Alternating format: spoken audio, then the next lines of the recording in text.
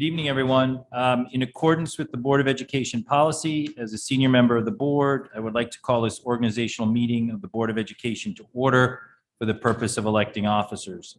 Pursuant to our policy, I will ask for nominations for each of the positions, chairperson, vice chairperson, and secretary. Once all of the nominations have been made and seconded, we will then vote position by position. We'll start. May I have a motion? May I have a nomination for chairperson? Mrs. Parent. I would like to nominate you, David Deneen. Thank you, Mrs. Parent. Do I have a second? Second. Second. Are there any other nominations? All right, seeing there are no other nominations for chair, may I have nominations for vice chair? Mr. Maroney? I would like to nominate Jill McCammon. Mrs. McCammon, is there a second? Mr. Sini will second that. Are there any other nominations for vice chair? Thank you. May I have nominations for secretary? Mr. Sini, I would like to nominate Sarah Parent. is there a second? Second. Mrs. Best, are there any nominations for secretary? Now that all nominations and seconds are in order, we will vote on each position. All those in favor of electing David Deneen for the position of chair, please indicate by raising your hand. Aye. That is unanimous with Mr. Brown. Anyone opposed? No. Anyone abstained? David Deneen is elected chair of the Board of Education. Thank you. Thank you very much. I appreciate that. All those in favor of electing Jill McCammon for the position of vice chair, please indicate that by raising your hand. Aye. That is Best, Sini, Maroney, Worm, Deneen, McCammon, and Parent. Any opposed? And Mr. Brown? Any opposed? Mrs. Achman opposed. Any abstentions? No. Jill McCammon is elected vice chair for the Board of Education. Congratulations.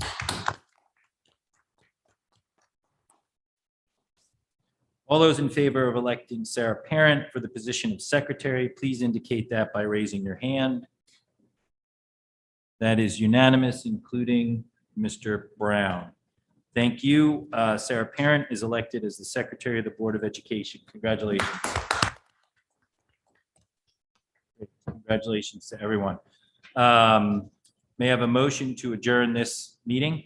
Mr. Sini, second by Mrs. Achman. Yeah. Thank you. I would like to call this regular meeting of the Board of Education to order. The next regular Board of Education meeting is on Tuesday, November 23rd at 7:30 p.m. in the board meeting room. Would you like for us to switch chairs? Sorry? Would you like for us to switch chairs or you want to stay this time? If you want to switch chairs, sure. Want to move over here, Jill, and Sarah moves around. Tara, play a little musical chair. Tara and Sarah. Tara, Sarah. Good. Your name, please. Oh.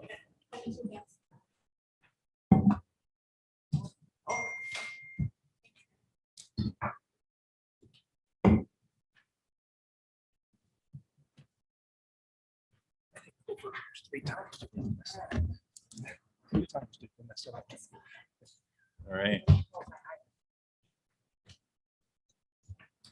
So we'll move on to the chairperson's report. I will open it up for a minute if Mrs. Parent would like to say anything. Congratulations. Welcome as secretary. Thank you. All set? Okay, Appreciate it. good. Thank you. Mrs. McCammon, welcome as vice chair. Thank you. Anything? Okay, good.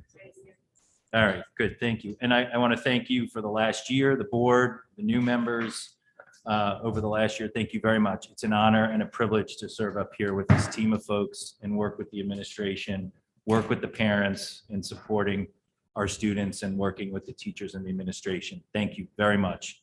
So good evening. Thank you again for all of those joining in person and on Zoom. This evening, we welcome our new board members, Julie Best and Tara Worm, to our board table. The election is behind us. We now move forward as a community that works together, listens together, and most importantly, respects each other. While there has been public conversation, social media, texts, and emails over the last few days around board process and board action, there was no action needed on behalf of the board. We moved forward after the election. We are a team of 9 volunteers who come together at the board table to do the work on behalf of our students. Our students are our main priority. We will do that work with our administration, our teachers, our parents, and our community partners. We have work to do as a community, and we all must be involved. We will hear more from Dr. Adley on the work around diversity, equity, and inclusion, and our strategic plans. These plans are almost 2 years of board work done at this table with stakeholders from across the district and the community. Living documents that will guide us forward, and it will evolve and change as we work together. As I said at the last meeting, we have done so much good work and set the stage during a pandemic that we continue to invest and move our district forward as a high-performing district and one that continues to be ranked as one of the best in the state and the country. We should be proud of what our students accomplish in the classroom, on the stage, in music, on the field, and in the community we call home. Our teachers, administration, this board, and our parents all have a stake in the success of our schools as we go forward. I have a quick story because I've been part of this board for a long time. We started a conversation about unified sports several years ago, and you can have the longest, hardest, most difficult day on earth. And when my daughter started in unified sports, I think there were 4 students, and a big shout out to Paul Brager. Last week, I attended the first round robin soccer team for unified sports up in Westport. Shirley Klein attended, and our children in that program, along with buddies from the high school, had a round robin soccer tournament. They went up on a coach bus, they had their buddies, seniors and juniors, and they played 3 different games of soccer up at Westport against other teams. So it was a vision to behold, it was mission accomplished, it was a lot of hard work by a lot of people, and that's, I think, what this community and this board is all about. And again, you can have the worst day on earth and you sit there and watch those kids. My daughter playing goalie, a little cringeworthy, but okay, when the ball heads towards her. But, you know, they had fun, and it was a group effort and a team effort. So really proud of how that whole program has come together. The board looks forward to the year ahead and working collaboratively with all of you. Thank you. We move forward as a community. We will move on to public comment. We will start with our friends in the audience. Michelle, do you want to tee up public comment? Absolutely. If you would like to speak during public comment and you are in person, please wait as a chair directs you to the podium. If you are on Zoom, please click the participant's icon on the bottom of your Zoom screen. Next, click the raised hand option. The facilitator will identify you and announce that you are unmuted for public comment. Once recognized and unmuted, please state your name and address. You will have up to 3 minutes to comment. Thank you. Please proceed. Hello, my name is Sydney Meyer. I live at 82 Norotan Avenue. My pronouns are she, her, and I'm a senior at Darien High School. I would like to begin with a story from a friend of mine who wishes to remain anonymous. This person is from Morocco in Northern Africa and is very proud of that fact. This story broke my heart, and I hope it inspires the change we need. On the first day of their World History class's Middle East unit, the teacher asked the class to write on the board what comes to mind when they think of the Middle East. Several students wrote words such as AK-47, Muslims, terrorism, war, and poverty. My friend spoke up and pointed out that those words are negative, insensitive, and largely untrue. One student replied with, "Of course you'd be defending the terrorists, you're one of them." My friend is neither Middle Eastern nor Muslim. The teacher said nothing. In my own world history class that same year, there were several boys in the class who would consistently derail the class with sexist, homophobic, transphobic, and racist remarks. The teacher said nothing. When I attempted to speak up, I was not only called names and ridiculed, but I was harassed by those same boys for weeks afterwards, to the point where I was afraid to go to class. I knew in those moments that I was not safe in that classroom because the teacher had stayed silent. These are just 2 examples, but there are so many more. I sincerely hope that these stories frustrate you and scare you as much as they frustrate and scare me. I am bisexual. I am a proud member of the LGBTQ+ community. I deserve to see myself represented in my curriculum. My peers in the Black Student Union deserve to see themselves represented in their curriculum. My best friend deserves to see her Latina heritage represented in the curriculum. Every single person, regardless of background, deserves that. We spent 12 years of our lives learning about Western civilization, white people, and colonization. This semester, I am lucky enough to be a member of the new African American and Black Studies course at DHS, taught by the wonderful Catherine Fulton. Not once until this year did I learn that African people explored and conquered Europe long before Alexander the Great. Not once before this year did I learn about the technological and societal advancements credited to Europeans that came from ancient Africa. Topics in classes like these need to be a mandatory part of the Darien curriculum. The battle against ignorance and hatred begins with education. I firmly believe that if these types of classes were mandatory, my friend would not be called a terrorist where they are supposed to be learning. I would not be harassed out of a classroom for speaking up against hate. It is not the responsibility of the minority students to educate. Change starts now, and it must start with us. It begins with the teachers who educate us. It begins with combating hate with knowledge. Our teachers deserve to be given the tools and the curriculum to do that. We as students deserve to feel safe, valued, and seen in our learning environment. Change starts here, and it must start now. Thank you for your time. Thank you very much for coming to Can you just speak. repeat your name? Sorry, the fan's really loud. Thank you. Thank you very much for speaking. Hello again, esteemed board members. I'm Libby Punishil. I use she, her pronouns. I live at 23 Fitch Avenue, and I'm a senior at Darien High School. A few weeks ago, I spoke to you about the patterns of hate and discrimination that I have observed in our schools and in our town as a whole. I come before you today to tell you that you can prevent these patterns from worsening in the future by including diversity, equity, and inclusion in the strategic plan, and also by making a strong effort to diversify the perspectives offered in our curriculum. It is my understanding that there are some people in this town who believe that our schools are currently considering teaching critical race theory to our students, though in my experience, the majority of people do not actually know what CRT is. I urge everyone in this room and at home to do research into what it is and understand that it does not entail the removal of white history, nor is it an attack on white people. Critical race theory is defined by the American Bar Association as the practice of interrogating the role of race and racism in society, and also explores intersections between race, gender, sexuality, and more.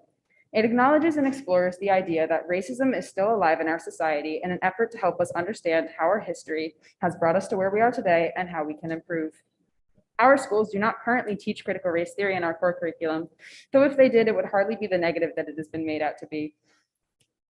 What our school has done is begun to offer an African American and Black Studies course and a Latinx Studies course, as was required by Connecticut law in 2020. This is but the bare minimum, as it is only offered as an elective, meaning that all students who do not actively pursue a diversified education will never learn about POC history. I've been an AP and honors student for as long as I have been in high school, and despite having taken AP United States History, AP American Literature, and AP American Language, I had only read one book by a Black author in school and had never received a lesson on race relations or POC history that was not from the perspective of a white person. It was only by electing to take an additional Women in Fiction course that I received a lesson on intersectionality and the role of race in our society. These lessons should not have to be electives. There's a large community of students in our halls that identify as female, genderqueer, LGBTQIA+, or a racial minority, and yet somehow our school has managed to avoid representing them in our curriculum. Our core classes do not teach race relations and breeze past minority history. Our only classes focusing on diversity and inclusion are optional. We have no class environment where we learn about LGBTQIA+ history and experiences.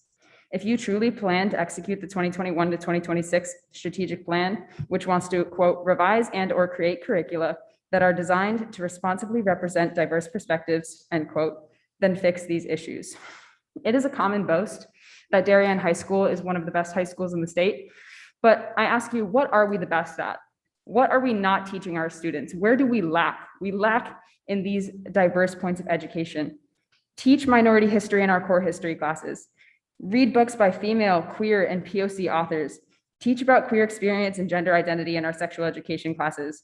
Teach about sexual assault in those same classes. Steps can be taken to ensure that every student in our high school feels that they are represented in the material that they are required to learn every day. So many of these students, they don't feel represented or seen in class. You have an opportunity in front of you to change this. What are you going to do to show them that you see them? Thank you for your time. Thank you very much for coming and speaking.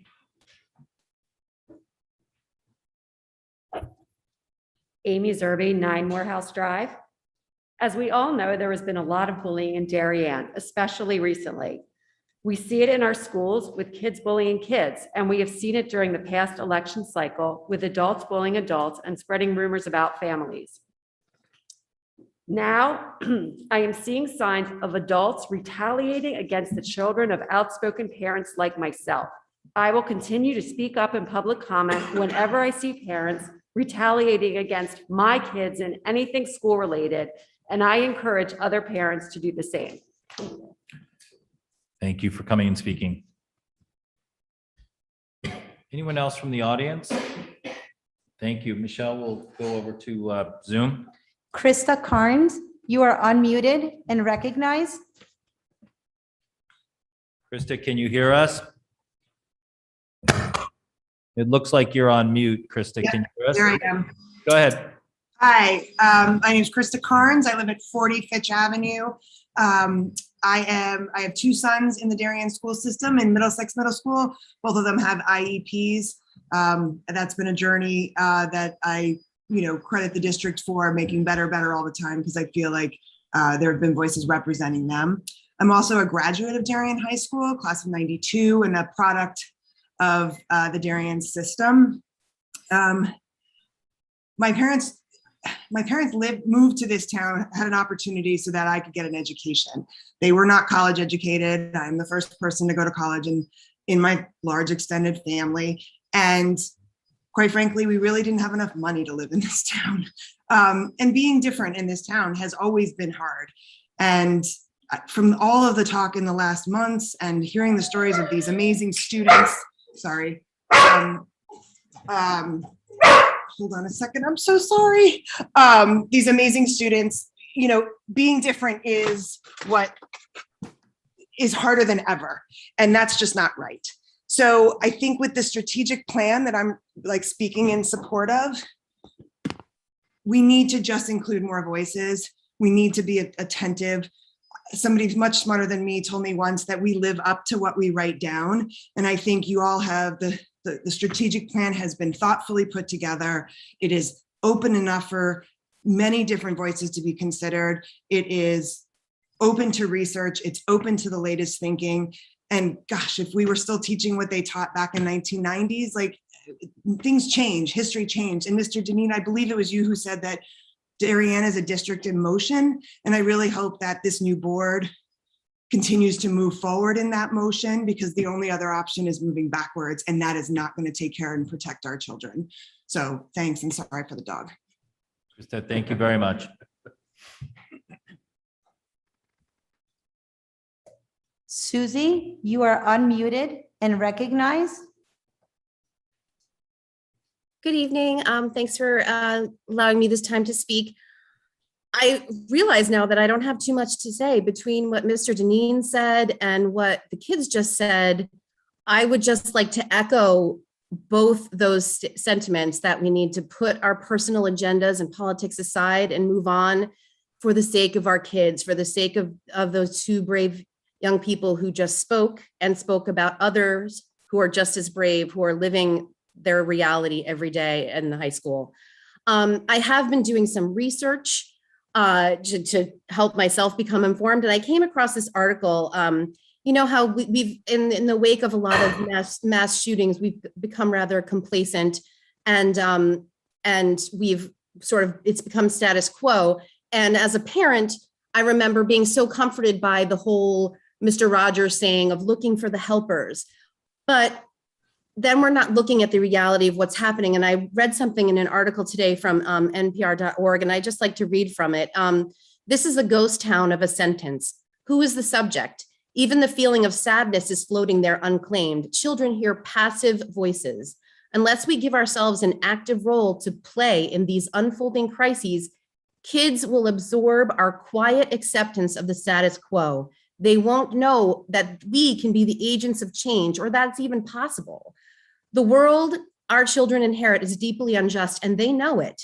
We need to show them that we have the power to revise it, not rewrite it, just revise it. By teaching history, the history of our nation, we create a citizenry who is not indifferent to injustice, a citizenry that will fight like Americans have done for centuries. And I think the strategic plan creates students who are able to talk and interact in a way where they can go through these uncomfortable moments, see these sort of injustice that occurs daily in their schools, let alone in their world, and handle it and work through it and become better. I don't see any problem with the work that the board and parents and students and teachers have already done on this plan. And I look forward to seeing this living document affect my children and the children of the future to move Darien into the being citizens of the world. Thank you. Oh, and I'm at 6 Lake Drive, sorry. Susie, thank you for coming and speaking.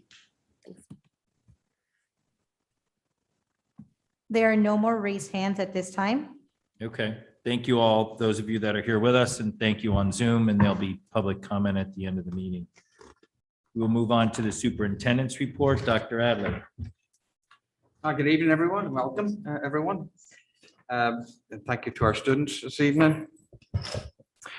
Tuesday's professional development was very well received. Our focus for the professional development included mathematics and literacy at the elementary level, social emotional learning through ruler and SRBI at the secondary level. We also had Marilyn Friend here, who continued her SDI workshops with our specialized teaching staff. Secondary teachers also had an opportunity, middle school and high school teachers also had the opportunity to work with Mr. Shelton. We had mentioned Mr. Shelton in the past, and this was a time where he was pre-scheduled to come. He did come from California, we know that, and he is also going to do work with the DEI committee this year. Mr. Shelton facilitated a 75-minute session with the middle school separately and the high school faculty separately to discuss the current challenges teachers and students are facing, and just to begin a preliminary discussion. In many ways, while he was also assisting and helping us with the preliminary discussion, we're also sort of assessing his connectivity and relevance and appropriateness for continuing the work together. The CM also happened at the DHS and the middle school for a variety of group of students who were volunteered to participate at this leadership level. And again, that was about a 75-minute session, both for the high school students and the middle school students. I will say that in general, he was well received, but I won't bias any future meeting with Mr. Shelton, but we appreciate what he did do. We also appreciate the groups of students who participated in that day. And again, Mr. Shelton was well received by the staff. I want to recognize Thursday that this Thursday we will be celebrating Veterans Day by recognizing and honoring all those who have served and continue to serve in our armed forces. Schools will participate in a variety of ways through Zoom, pre-recorded sessions, outside learning activities, poppy drives, and a variety of other activities. Thank you to all the parents and the veterans who are for their participation and making this day special for our students, for their stories that bring the reality to life to our students, and for sort of sharing their heroism and most importantly, their service. So again, we thank our students. It is an important day to be in school. I think our students, the best way they can honor in many ways our veterans is by learning about them and celebrating them in that particular venue. So we look forward to Thursday. The middle school has been working in close collaboration with the ADL, as I have shared with you before. And in close consultation with the ADL, they'll be starting a series of educational experiences, which will actually start this Friday. We will send a letter out to parents. Mrs. Rodriguez will send a detailed letter out to parents as to what are the nature of that discussion, what are the events that are going to happen, what are the children actually going to preview. Essentially, it'll start on Friday with background on World War II and the Holocaust, and not all our students have had that. Certainly sixth graders and seventh graders have not received that just yet in their education. So there will be, social studies will address those issues on Friday. And Monday, students will preview a video, which I previewed it too, and I thought it was very well done. and it was actually selected by the ADL. They were looking to bring in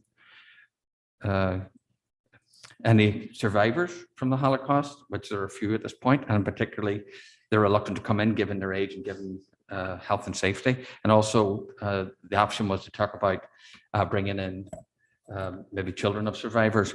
They settled on this option. The students will preview this particular video, and we'll share that with the community and with the board and with the middle school parent group. They will be also talking to a high school student, not a high school student from Darien High School, but a high school student from the region who continues to experience prejudice in this particular area around anti-Semitism. And this person has done this before. And so we're doing this hand in hand with the ADL. They're excited about it because this comprehensive nature of this hasn't been done before, these other parts adding up to it. And then on Thursday, the counselors will be working with the students on a slide show and discussion about symbols. So it's a week-long educational experiences. It'll give the kids will have a chance to talk to the high school student too. So I'll share that information with the board, and Mrs. Rodriguez will share it with our parent community. So we're pleased to see and learn about that particular event. Again, I did preview the video, and I thought it was extremely well done for the particular age level that we're talking about. And honestly, I don't know that we would be able to select that completely. It was nice to have their assistance in it. And it really is through the voice of young people and through their diaries living through the Holocaust. It's very, very powerful. Screen and Stay program, as you have learned recently, was rolled out by the Department of Public Health and the Department of Education as an option for schools. It seemed very straightforward to take that, as if it keeps some students in school, that's a benefit that we can do. And I want to thank Alicia Casucci, our Director of Nursing, and all our nurses for quickly jumping on board and putting in place real quickly for today, or for Monday, to start the program. The Department of Public Health only reviewed the program with us fully today. And so we had it up and running for kids, and there are students who already benefited from the program.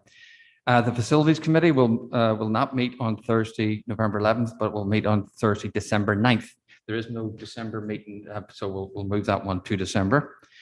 Oxford received a unified school grant for $1,000 to support the school's unified sports team in the spring. I can't recall who awarded the grant. Richard, do you know who awarded that grant? I'll need to find out who actually awarded the grant, but it was nice for again, the programs that you're talking about, Mr. Deneen. Quiz Bowl is up and running again, and Saturday, November 20th, we'll have over 50 students from the Middlesex, and there'll be teams coming from New Jersey, New York, Massachusetts, and Connecticut, all coming together to compete. So it's nice to see that come back. This week, we reinstated the recess at the middle school. I want to thank the administration and the teachers for working through that and making that possible. So that started on Monday. Robotics is getting ready to be rolled out. We have staff members for elementary, and we have staff members, advisors for the middle school.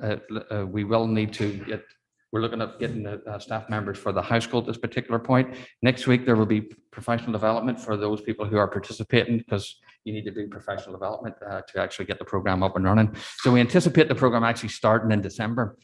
We've got a slower start, but that's okay, because we have the people in place now who we need to actually run the program. So that's an exciting opportunity for all our students. Caps Caves Convention is on Friday. Starts at 8:30 at the Mystic Marriott Hotel. The title of it is The Future, Civility, Diversity, and Student Voice. If anybody is interested, I still think we can get people in. I will pass this one sheet around that gives you a wee idea of some of the workshops. You can get a sense from the title of what it is, but I'll just pass these around. You can, if you're interested, just let me know, and we'll get you in. Mr. Tramberg will be heading down there on Friday. We also have a series of parent tech workshops. One is for tomorrow for the middle school parents, parenting in the digital age. And then Friday is the high school. If you want to know everything to know about digital footprints, you might want to tune into that one. So the information is on the district website, and we thank Dr. McGettigan for offering those. Those are all my announcements, Mr. Chairman. Thank you, Dr. Adley. We will move on to approval of minutes. It is requested that the board approve the minutes of the special meeting and executive session held on October 26, 2021, and the minutes of the regular meeting held on October 26, 2021. We have a motion to approve. Mrs. Ackman, second by Mr. Maroney. All those in favor? I do not see Mr. Brown, but it's unanimous with those of us that are here. Well, Also, yeah. Yeah, anyone abstaining? Tara and Julie, who are not here. Thank you. You good, Sarah? Yeah. Great. Board committee reports. All right, there is a Oxbridge Building Committee meeting on Thursday at 10 o'clock. Work is being done on internal finishes and furniture to get ahead of that in terms of, supply chain challenges, but we think we're in good shape there in terms of that, just because of where we are with moving the move-in date over the course of the summer. So everything is going well up there. I will reach out to board members if there are former board members that were part of this, and we'll get a tour scheduled on a day that works for everyone. It's awesome to see the brick going up and see actual formation of the school coming together. So that continues to move forward on schedule. Any other board committee reports at this time? Good. We'll move on to presentations and discussions. Darien Public School update. Dr. Adley. Alicia's behind there, isn't she? Well, since Alicia was kind enough to come this evening, right? I'll let her talk to some of these, but suffice to say that we were pleased for the Screen and Stay program. We're excited about the immunization workshops, which were like sold out in about half an hour, basically. And we're working to get more of them. We are seeing a wee bit of a uptick in cases as of even today, and Alicia will fill you in. This chart that I'll share in a moment, well, actually, I'll just share it right now. If I can you share that? No, doesn't seem to want to go. Anyway.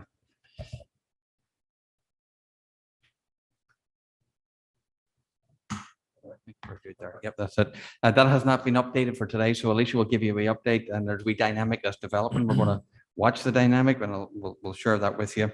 CIAC, I'll give you a update of some of the changes that they're proposing potentially. And with that, Alicia, you were kind enough to come this evening, so do you want to fill the board in? Well, the state of COVID unfortunately is alive and well in Darien right now. We've had since Sunday we had 1 case. Yesterday we had 2. Today we have 8. So I think that, and it's all our younger population. I think that it probably has a lot to do with Halloween gatherings. There was no Halloween last year, so I think you guys made up for it this year in a great way. But I think that plus some other gatherings and things like that have contributed to some spread of COVID here. The brunt of it is being borne over at Oxbridge School right now. We had 6 cases at Oxbridge reported today, mostly in the 4th grade. So we've been doing a lot of contact tracing, and today's cases resulted, so you got to add 8 to that 4, we're at 12. And we're still contact tracing the 8th case that just came in after 7.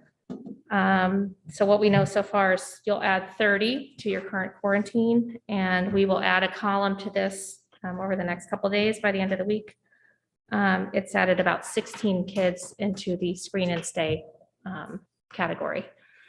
So just a little bit about the difference between quarantine and Screen and Stay, because I think everybody thinks if you're a contact now, you get to Screen and Stay. That's not the case.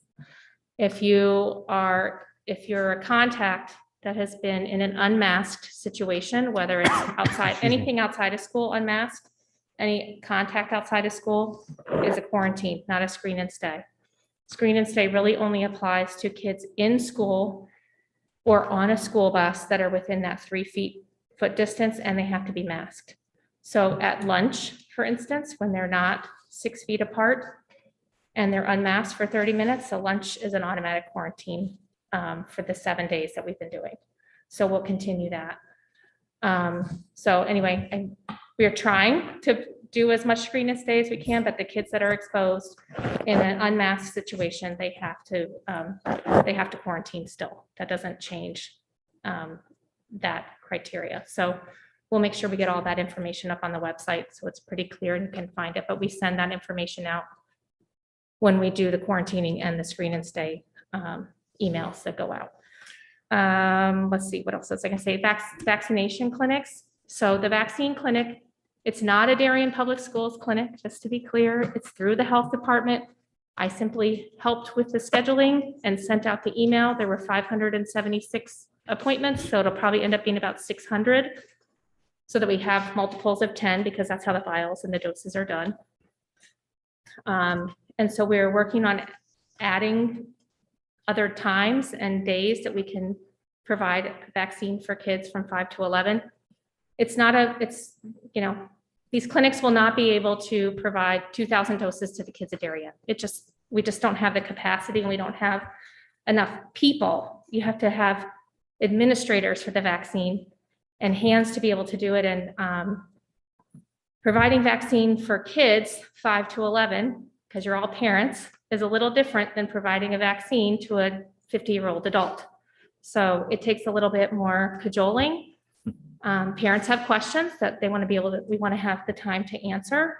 And sometimes kids, will need to be held in certain ways to be able to administer the vaccine. And, I have 4 kids, and we've run the gamut from sitting still on the table to being brave and saying, I can do it. And then when they go to give the shot, you can't find the kid because they're underneath the table. So there's, we want to be able to have enough time to be able to do that. So I know that there are some people who are upset that they didn't get an appointment right away, but there is a lot of availability. I don't think it's a vaccine shortage situation. So I was on VAMS yesterday and looked. It's not Darien, but you can go to Milford. There were a ton of appointments on the 20th. And there were appointments yesterday afternoon in Bridgeport. So the vaccine is available. You just have to be willing to leave Darien or Stanford to go get it. Stanford Hospital, their vaccine clinics are full. And Greenwich too. So it's just having to go up the line or be patient and wait till there's more availability. And so hopefully tomorrow we'll be able to send out some other emails with 30 to 50 appointments in the afternoons, like 3:30 to 5, 3:30 to 6 at the health department, Monday through Thursday, starting next week. So we're trying, but it's just having enough people to be able to do it. Let's see, what else did I want to talk about? Vaccine, quarantine. I think that's it. Any questions? Thank you, Alicia. Thanks for coming. no Open problem. up to board questions or comments. Mr. Sini. Is it simply just experts or those qualified to administer it? You just don't have enough people, or is it a resource issue? I think it's people comfortable giving vaccines to kids. So like with the adults, they had EMTs and other pharmacists and people who are comfortable giving it to adults. But then when you throw the element of the 5 to 11-year-old emotional state into that, I think that it becomes a more of a, I'm not sure I'm comfortable doing that. So we're working on that. And, part of it was, do we need to do some education and help people, train people so that we have enough vaccinators? And is this just Pfizer vaccine? Just Pfizer. That's the only one that's approved for kids 5 to 11 at this point. Thank you. Mr. Maroney. You mentioned screen and stay is about masks and unmasked. Is there anything to do with vaccination status or anything to do with vaccination status? Is my question. So it is only for the unvaccinated or partially vaccinated really apply to screen and stay. So anybody who's vaccinated, it doesn't matter. Like if we're vaccinated, I don't know. I'm assuming you are. Let's pretend you are. If you're not, whatever. But we're within 6 feet of one another. We're wearing masks. If Ms. Parent came down with COVID, then I wouldn't have to quarantine because I'm vaccinated. I would just watch for symptoms. So anybody who's vaccinated does not get quarantined. So we try to get that information from parents for the kids that are vaccinated, from staff members that are vaccinated. So for the younger kids, once they're fully vaccinated, the ones that are, if we get that information and we put that into our nursing documentation system, those kids will no longer be vaccinated. They'll just be notified that they're a contact. And then they should watch for symptoms. So anybody who's vaccinated who develops symptoms after contact really should quarantine and get tested. Mrs. McCammon. The addition of a screen and stay is very exciting. I just would like to know whether or not it's an additional significant workload for your office. So it would have been, but the state health department over the past week changed it from doing monitoring a daily screening for 14 days to having to do a one-time screening that the parents submit. And then, in our information there to continue monitoring for 14 days, but we don't have to collect that information for 2 weeks. So we've created a Google form online. We send out the link. The parents, the first day they come back, fill out that. The nurses will follow up to make sure that everybody who's back, who's under the screen and stay program has submitted that. And then it's really up to the parents to continue monitoring for symptoms. I want to thank Alicia and the staff for really getting this up and running just right away. I'd also mention that you might see a wee bit of a conundrum of a contradictory statement, because when the screen and stay, according to the state, it's 14 days of quarantine, and you might go, wait a minute, are we back to 14 days? Under screen and stay, technically, we are back to 14 days. We have had discussions with our medical advisors and our team, and it looks like we will go to what we're doing for other situations, which is test after 5 days, come back after your 7th day out type thing. So just give us a wee bit of time just to roll that out. But that seems a concession that our medical advisors and team are willing to, because the other thing, just it's hard to make sense of it, to be honest with you, to correlate, line things up, the story up. Yeah, sometimes it's starting to get a little confusing, I think, a little contradictory, but because you're screening and staying, you're not required to get a test at day 5 to be able to be released at day 7. But even with the screening, or even with that quarantine, 7-day quarantine, you are supposed to watch for symptoms for a full 2 weeks. I will say for the CIAC, what we are hearing is that the CIAC are contemplating scenarios where athletes inside the school, if it's volleyball or whatever it happens to be, would not have to wear masks. Now, honestly, I'm having a hard time lining that up to kids in an academic classroom having to wear masks. So I'm just going to tell you, I have a hard time with that. And the whole house of cards sort of collapses for me in that, because so I'm not particularly in favor of that, to be honest with you. So it hasn't come out yet. It's been discussed with superintendents and some of the meetings that Alicia's been at too, but we'll see what happens. But I understand.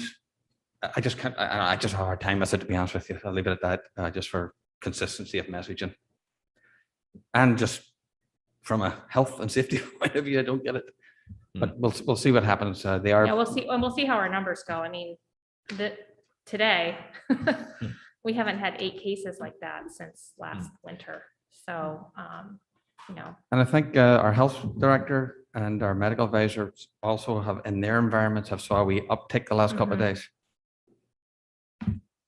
So it's a message to the community to continue to be cautious. Continue to be cautious, the gatherings that people are participating in, I know, and especially everybody's like, oh, it's outdoors, that's outdoors. But if you really are gathering in a close proximity to one another, even if you're outdoors, anybody who's unvaccinated really should wear a mask. I mean, I know you don't want to. I'm tired of wearing them too. Believe me. I didn't like wearing them when I worked in the hospital as a nurse, and it was like absolutely 100% necessary for everything that you did. So, so I get it. 1.5 years into this, we're tired of wearing the masks, but I think it will. When you start to see that uptick in the schools, it makes you a little bit more nervous about what's happening. So.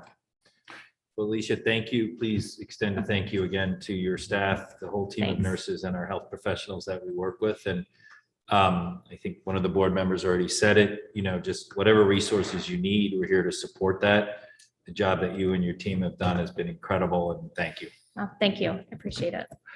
Thank you, for Mrs. Best and perhaps Mrs. Worm. These are the charts that the board sees every time we have a board meeting here. And at one point that was all red last year. So we've come a long way. This is the numbers that we just showed you. And this is the monthly for the town, so you can sort of get a wee sense of how Darien itself is doing. And this is the weekly. I'm sorry, I thought of one other thing. I've gotten a couple emails from people wanting to know, like the survey that we did based on, will you vaccinate your child 5 to 11? So I'm just going to run some numbers off the top of my head. It was about 2,200 people responded. And what I'm not sure of is if that was each household only responded once, or if it was, a couple people, both parents from the household or guardians responded. But we were about 60% said that they would vaccinate their kids 5 to 11. Mhm. And the other question that I asked was, would they use the health department, or would you be seeking your vaccine elsewhere? And that was about 40%. So, and realizing that each person who responds, some of them have one child, some have 2, some have 3, some have 10, I don't know, but you get the idea. So it's hard to quantify exactly how many people will get the vaccine, but 60% I thought was pretty encouraging. And I think Good. that'll help us in the schools. Thank you so much, Alicia. Thanks. Thank you. You good on- I think we're all set. Thank you very much. Any other board questions around school updates? Great. Thank you again. We will move on to curriculum update, new course program development process. Mr. Chris Tranberg.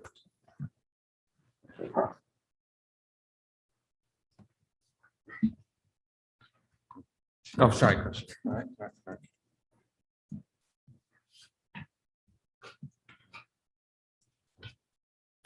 Good evening, everyone.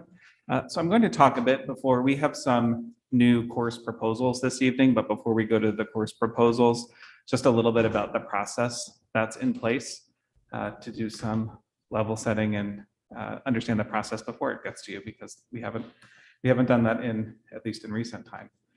So I just put the big question of why do courses and programs evolve?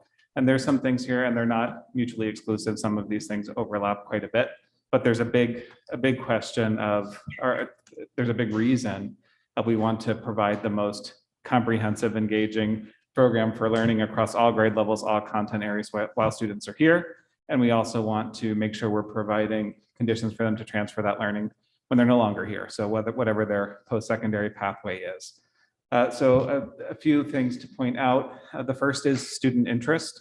So at the high school specifically, every few years, students are surveyed regarding course offerings and their interest, and that's reviewed by the departments. And at times, departments offer specific departmental surveys, either based on that feedback or if they feel like there's new information that they want to know from students to make some of those decisions. Learning pathways speak specifically to the connectedness between classes, especially electives. So if you have an elective in a department, you want to make sure it doesn't stand out as, okay, here's this class that's one course in time, and there's really nowhere for me to go after I take it. That often happens in places like music, like if you take an intro to music class, which we don't have, and that's good because they don't really go anywhere after that. So that's something that we think about as we're doing this. Just wanted to point out things like the vision of the graduate and strategic plan alignment. So with the vision of the graduate, it's not about creating courses in the vision of the graduate. It's making sure that those 6 indicators are embedded in how we're designing what those courses are. And the big driver, as I've mentioned several times this year, is if standards or frameworks change for any specific content area, that pretty much says you have to press pause and do a big look at what you're offering and change it. And then another obvious one, if there's gaps that we're not offering something that other places are, that determines the need for us to create some courses.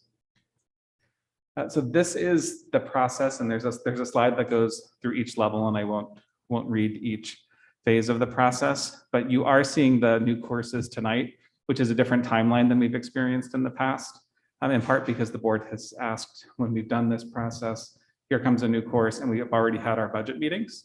And the question is, well, what are the implications for the budget? If we approve this now, are there FTE implications? Are there new materials? So we moved up the timeline quite a bit so we can have those discussions prior to budget season, which is upon us. So at the high school, the general process after the survey, it goes to teachers and then moves, the departments work together, and it moves to what is called the Curriculum Council. And that's made up of teachers from each department. And then it goes to uh-oh.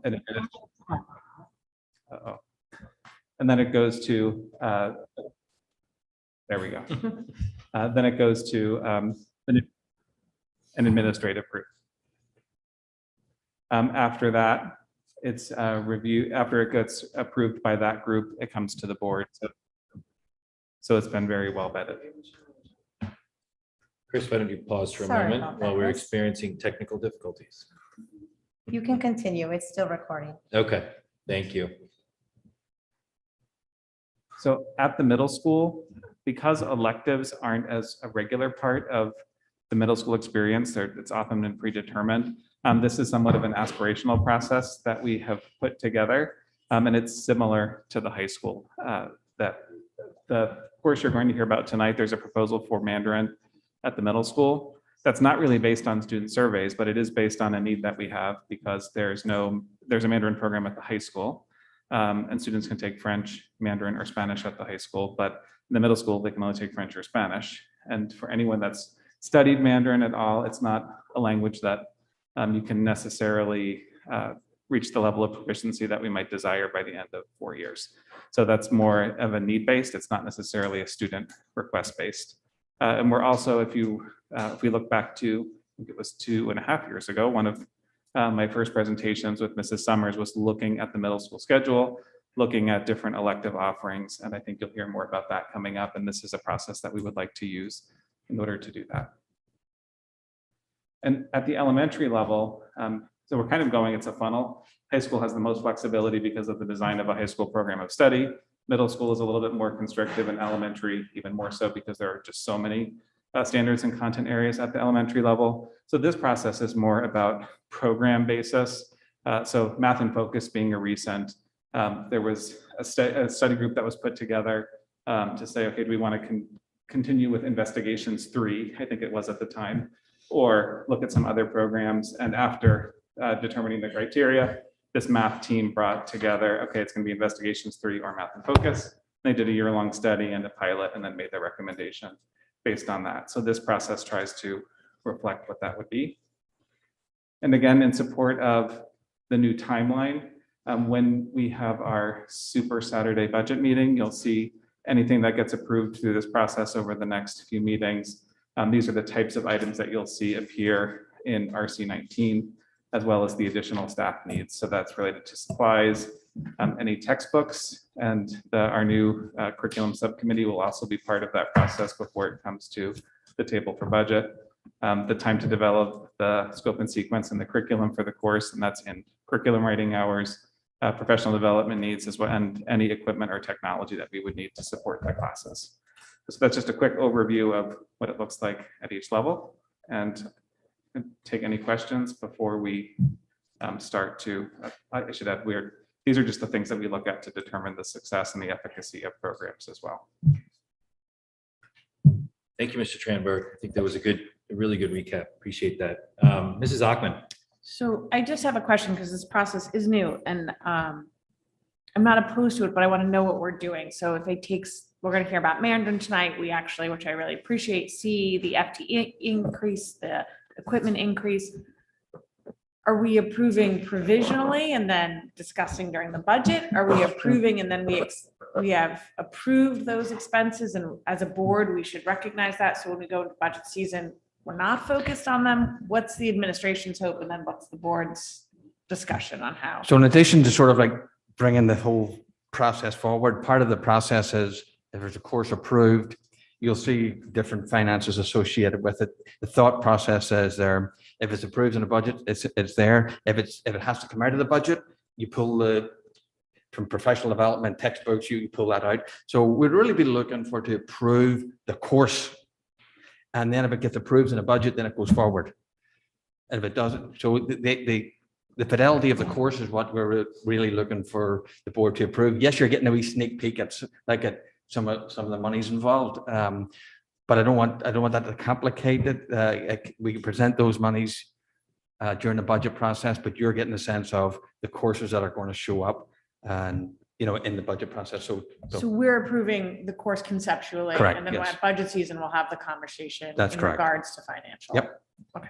And the good thing is if the course gets approved, but we can't run it because of the budget, at least it's approved and we can bring it back the next year without having to go through approval again. It just. Sure, I actually prefer it. I just want to know what, when we are asked to make approval, exactly the expectations around that are.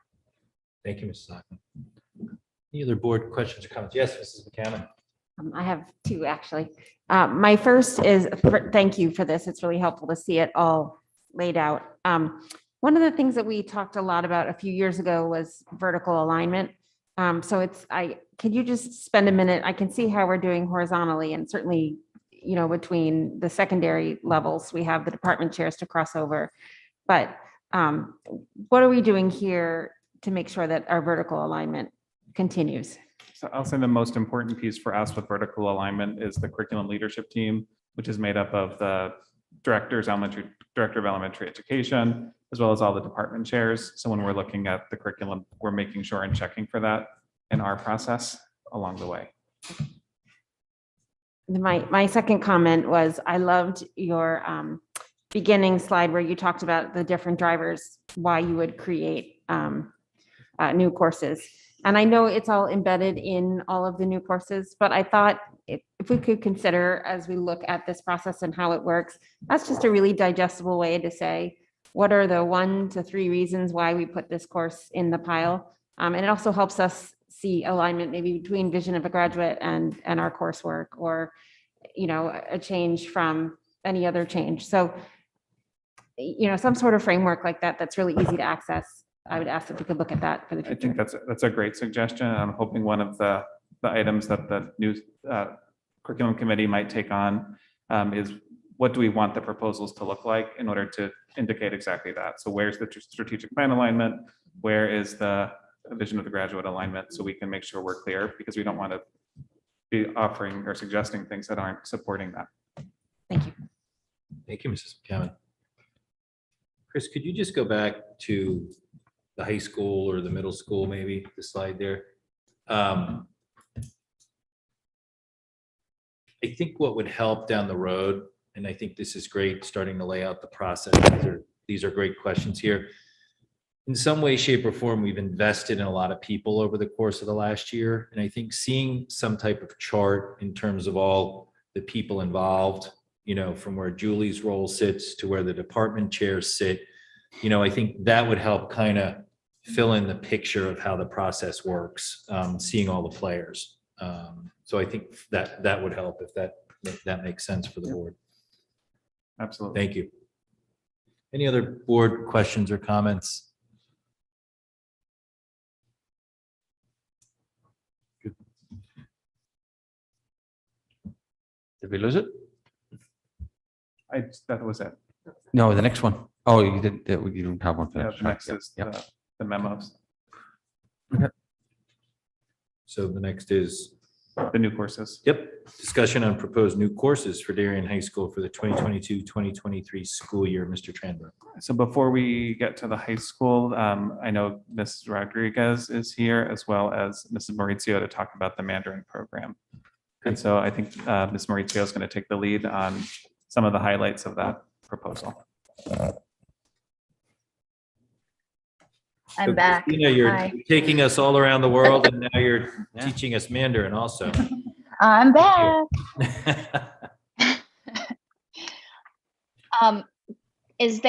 Chris, is there a slide for me? If there is, I can't see it. If not, that's If your fine. memo is projected.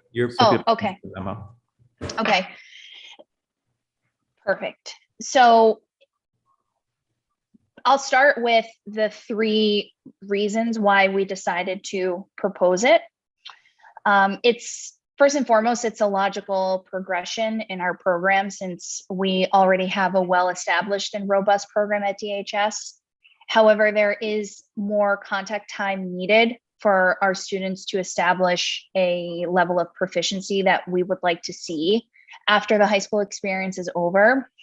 The board has also requested this of us several times, and many parents have requested this of me personally over the past 6 years that I've served the district. And just this year, 5 different sets of parents have asked Carolyn about this as well. And the third is that we've had a lot of student interest in talking to students at the end of their experience senior year. We have several students that continue on with Mandarin for all 4 years. There's a very, robust high number of students that do. Just in speaking to them, they've always said, "Oh, I wish I could start. I wish I could have started sooner. I would have loved to have done this, for 7 years, just like my friends that take French and Spanish do." And in talking to families that are fifth grade families, when they're requesting their languages, they have either had children that have gone through a Mandarin program at DHS or know that Mandarin is offered at DHS, have asked, do you offer Mandarin at the middle school? When will you? Can you? So there, over time, there has been a lot of interest from the community, and it also just makes sense for the progression of our program. In the memo, there's a chart there. We also talk about how we're going to roll it out 1 year at a time, starting in the 6th grade. This ensures a predictable growth of the program, continuity of students from year to year, and it also ensures that students have as much time as possible for their Chinese culture appreciation to grow, as well as their functional language proficiency. And it follows the model that we have at MMS with sixth grade students that want to study French. They begin in the 6th grade, and 5th grade students that wish to continue with Spanish at the middle school also begin in the 6th grade. And we ask that they stay with the program all 3 years if they are able to. So this allows an incoming 6th grader to start and then continue on for 3 years.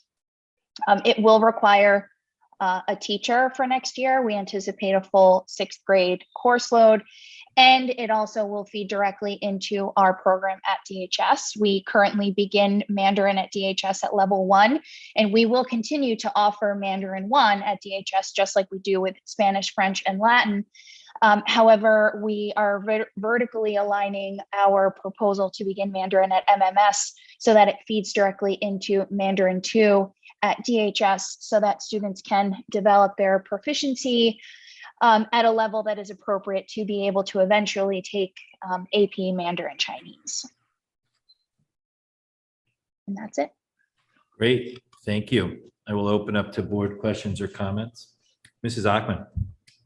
So no surprise, I'm going to say thank you, Christina. I mean, Mrs. Maurizio, we've been asking for this. And so to see such a detailed plan is really appreciated. And I think it'll be a great course offering, especially given that we have so many students achieving very well at the high school at Mandarin, to kind of give them a chance to achieve as much as their peers in other languages is much appreciated. So I'm in full support of this proposal, and identify that there are costs associated, but I think it directly impacts student learning. So thank you. Thank you, Mrs. You're welcome. Mrs. Perrin. Thank you, Ms. Maurizio. This is excellent, and I'm super excited about the opportunity that our children will have. I am curious about your thought process. You say you plan to adopt the Discovering Chinese program. I just would love to know what other programs you looked at. What did you like about this particular program? And are there other districts in our DIRG that A, offer Mandarin in 6th grade, and B, what programs do they use? Sure. So there are several things that went into play when deciding which program to go with. We currently use a program at DHS called Integrated Chinese. Integrated Chinese begins at level 1, but it is appropriate for high school and college students, particularly because of the topics that the series of books talk about. Life in high school, going out with your friends, applying to college, things that for a middle school student wouldn't necessarily apply to them.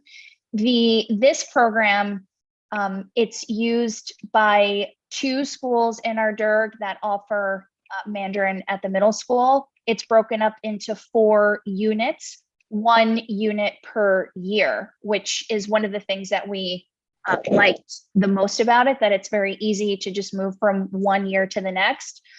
I do say this in my memo, the reason why we're not going to be using unit 4 is because unit 4 looks exactly like the first part of Mandarin 2 which is where the students that would go through this full program will eventually end up.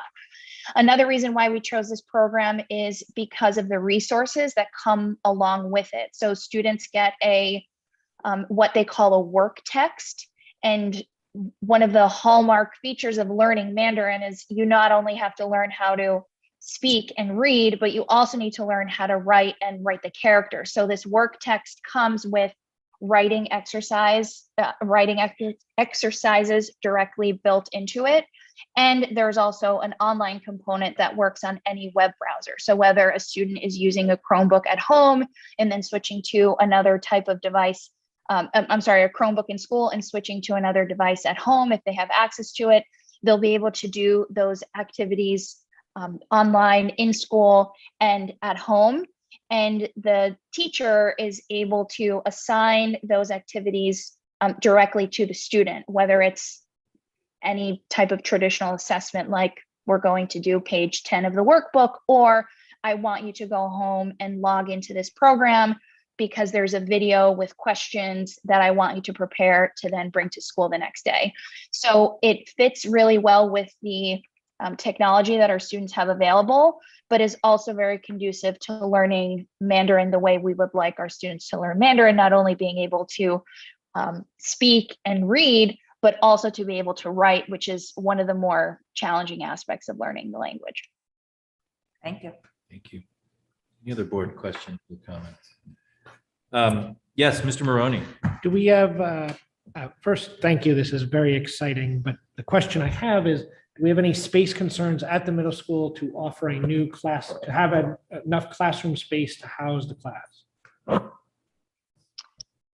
No, we currently don't have any of those issues because it'll be the same number of students. So they would just be incorporated into the current schedule, and we have room to accommodate them. Mrs. McCammon. I just wanted to ensure that I can read the memo correctly on the second page. It's an incremental FTE per year, or it's one FTE period. I'm just not sure. One the first year, two the second Second year, year. three the Yeah. third year. All right, thank you. It's the way the memo is presented, it's incremental. I would say that based on how FTE tends to work, if students are taking Chinese, they're not taking something else. So I would be surprised if it was 1-to-1 each year. That includes the first year. So this is an estimate thinking that, okay, that means that 80 students are signing up for Chinese. And if it's that many, then, okay, what are students not taking? So there might be an adjustment based on that. So this would be the most FTE possible. It's a gross number versus the net, basically. Yes, and it might show up differently Yes. even in the budget. Mrs. Parent. To this point, would there be an offset, in French and Spanish with those FTEs reduced because there's 80 children not taking those courses too? Potentially. Yep. Can I just make a comment? I won't do this throughout the presentations, but this is an example of the strategic plan coming alive a little bit in a small way. In fact, not even a small way, because Christina has been before us with rich international travel experiences for our children, which are real learning experiences, no grades attached to them, no competition, right? But this is an example of how it comes alive, and we've got department heads here today, building principals here today, and this is a living document for them already, has been, and you're starting to see increments of, if people want an explicit thing, here's an example, right? It may not be as powerful as people want at this point, but we're building upon it. So I just wanted to point that out. Great. No, thank you. That's a good point. I will say too, thank you. I think the memo really kind of sets the standard and, any feedback from the board on a go forward basis, but I like the overall outline of the memo, the fact that it goes out several years, it impacts costs associated with a contract and potential FTE costs too. So really well done. Thank you. Thank you for all of you on the phone there, and Principal Rodriguez also. You're welcome. Moving along, Chris. Thank you. Mrs. Dunn, Principal of Darien High School, is going to join us next. There is a memo in the packet from her that goes over some of the changes to the program of studies. And then we have some department area leaders that will go over the new course proposals. So Mrs. Dunn, welcome. Welcome. Thank you. Thank you very much for having us. I am happy to have Keith Keeler and Francis Janowsko, Christina, who is going to stay on, Greg Darren, here this evening to talk about some of the new courses that are being proposed. You have those packets already with you. Also wanted to highlight first some of the changes being proposed that are not new curriculum proposals, but some ideas about how to approach some of the courses and some renaming. So first was the digital journalism course. This is the course that ultimately delivers the digital newspaper for Darien High School. And the proposal here is to restructure the delivery of the curriculum, not the curriculum itself. What we have learned, applying what we have learned through the pandemic.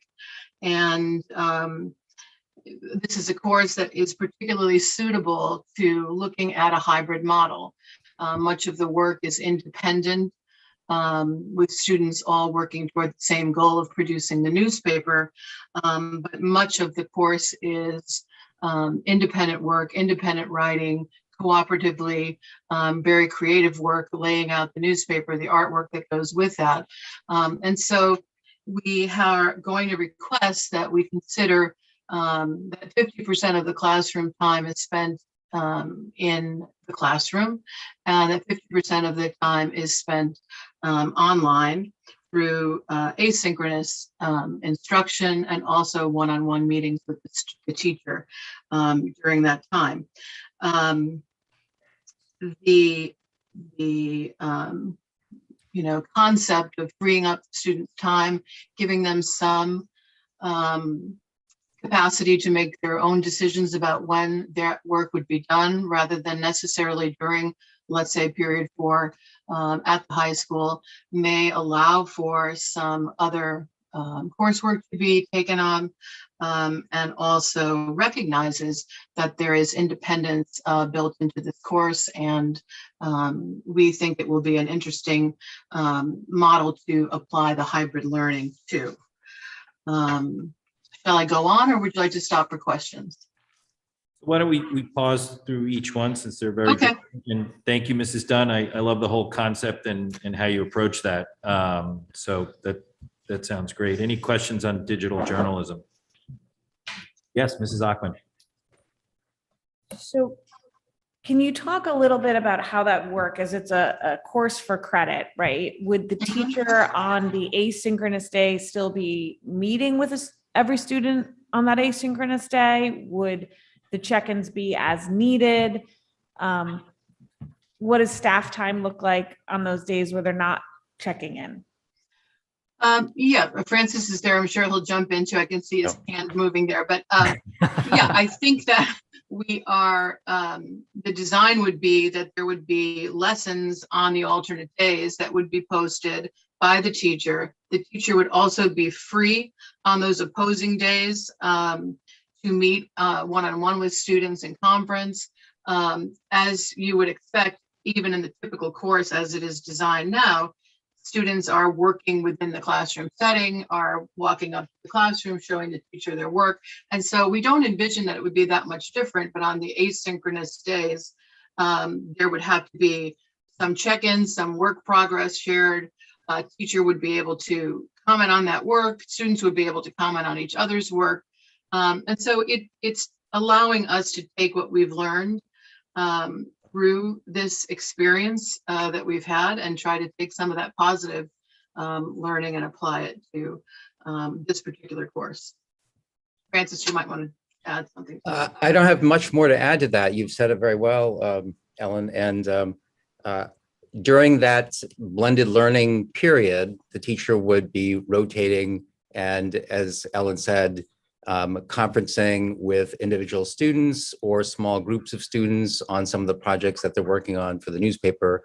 But at the same time, there would be a blended learning assignment or a lesson posted for the other students to access. And that would typically be a video of the teacher going over the teaching point for that particular lesson, talking about the expectations for the work.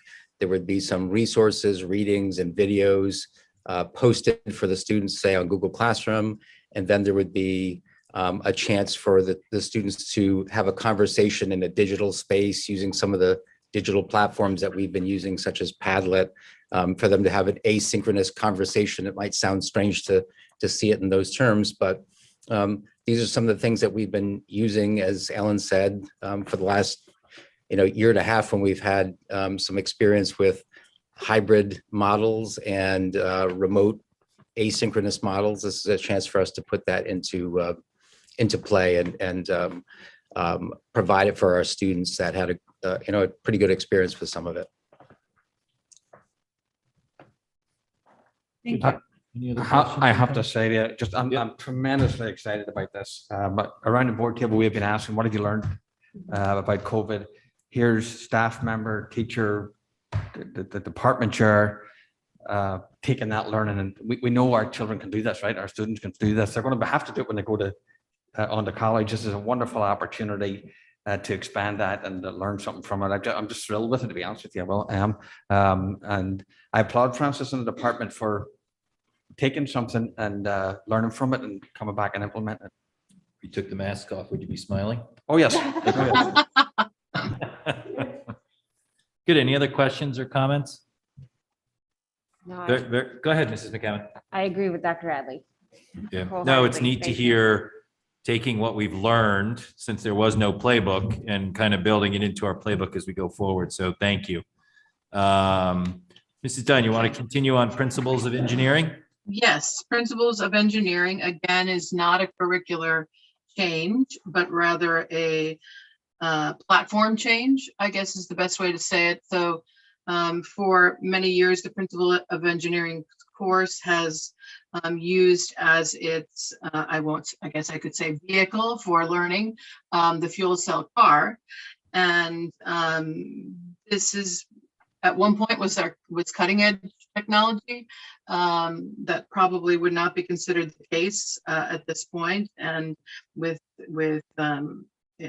so the truth is that it's less efficient than battery electric cars that we're seeing very commonly today. So the department has looked for an alternative that would provide the same kind of learning, the same kind of design thinking, the same kind of engineering applications, and would like to request to refocus that curriculum on robotics rather than the fuel cell car, accomplish the same goals, and also add in some interdisciplinary work with coding and computer science that would be an advantage of this particular model over the experiences we have had with the fuel cell car. I think it's a great idea, and we would like to ask you to consider that change. Thank you, Mrs. Dunn. Board questions or thoughts? Mr. Sini. Would this course be complementary perhaps to the new robotics program that we're doing at the club level? I mean, is there any thought about integrating some of the learning so that, I'll let Greg speak to that, but the answer to that would be yes. Mr. Dan, do you want to speak to that? Sure. Yeah, the integration of robotics into this program is hopefully going to get students more excited about robotics and some experience in it to help support the extracurricular. So kids who have this will have an additional opportunity to go into the extracurricular robotics program as well. So hopefully they'll tie in together nicely. Thank you very much. Thank you. Any other questions or thoughts? Great. Mrs. Dunn, do you want to move on to AP Economics? Yes, thank you. So 2 name changes. The first is, I think, very simple in that we started out with AP Economics. When we added AP Macroeconomics, things got a little complicated because then we had 2 economics and AP Economics courses. So we'd like to go to the more appropriate name, AP Microeconomics, so that it is clear to all that this is a distinct course. Thank you, Mrs. Dunn. Questions, comments from the board? Great. We'll move on to humanities to urban studies. Yes, and humanities is perhaps one of the longest standing courses at Darien High School, over 20 years. A very, very popular course and a really beautiful interdisciplinary course in many, many ways, taught in the social studies department. And it, you know, with all of the discussion of even our graduation requirements being recategorized under humanities, the department has asked for us to consider renaming the course to a more accurate name, which really is urban studies, because of the content of the course.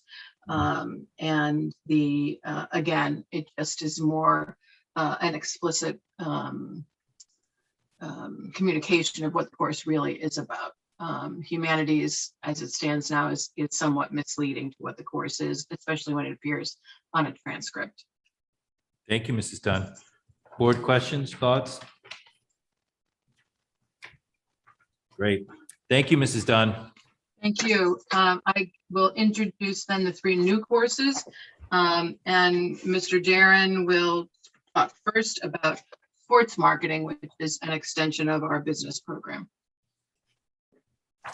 Yes, we're looking to add a sports marketing course, which will be a second level course onto marketing essentials. So marketing essentials will be the prerequisite, and the sports marketing course will give kids the opportunity to follow a pathway into marketing and be able to build upon some of the skills and content that they've learned in marketing essentials.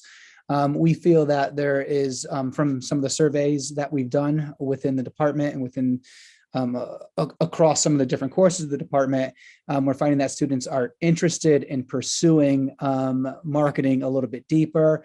There's interest in sports as well. Many of the students in our district are involved in sports.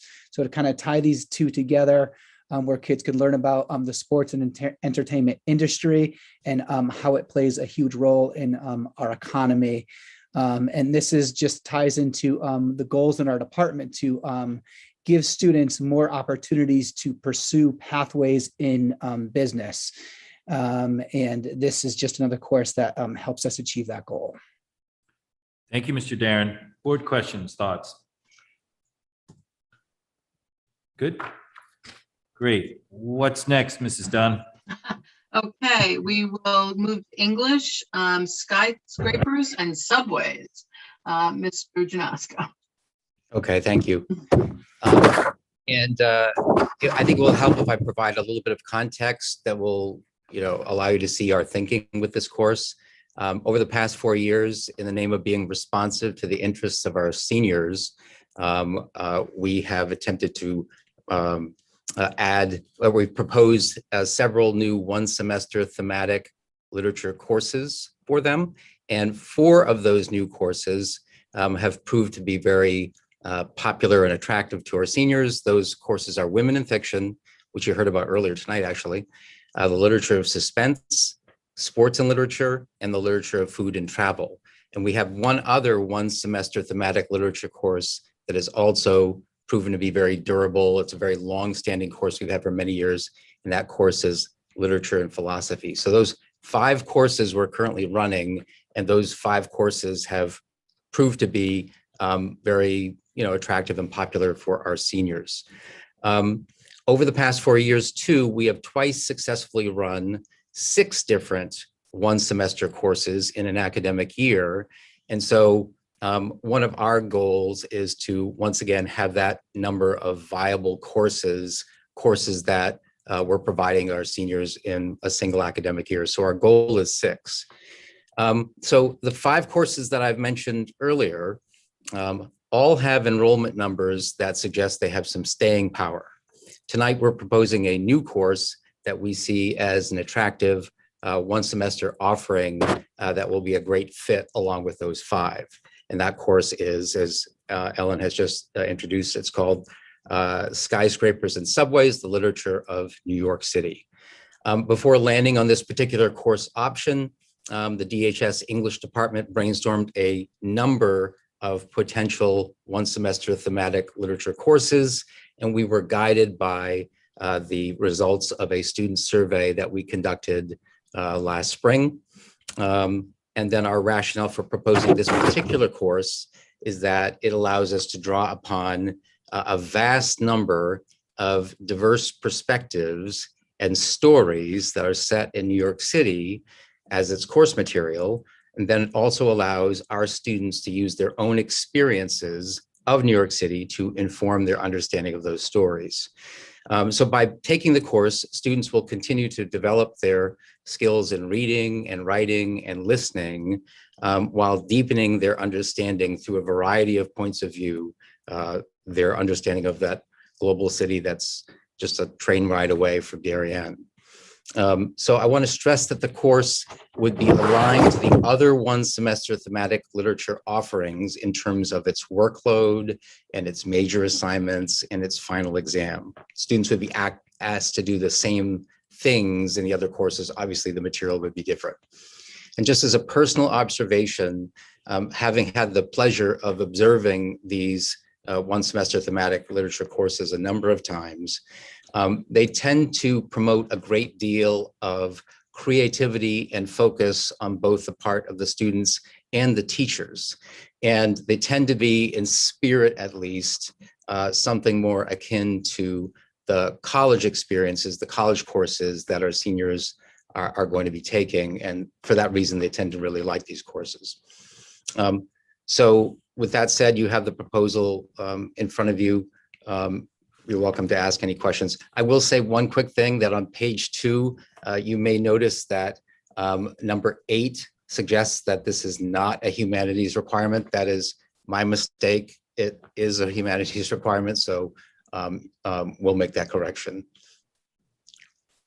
Thank you, Mr. Denosko. Appreciate that. I'll open it up for board questions and thoughts.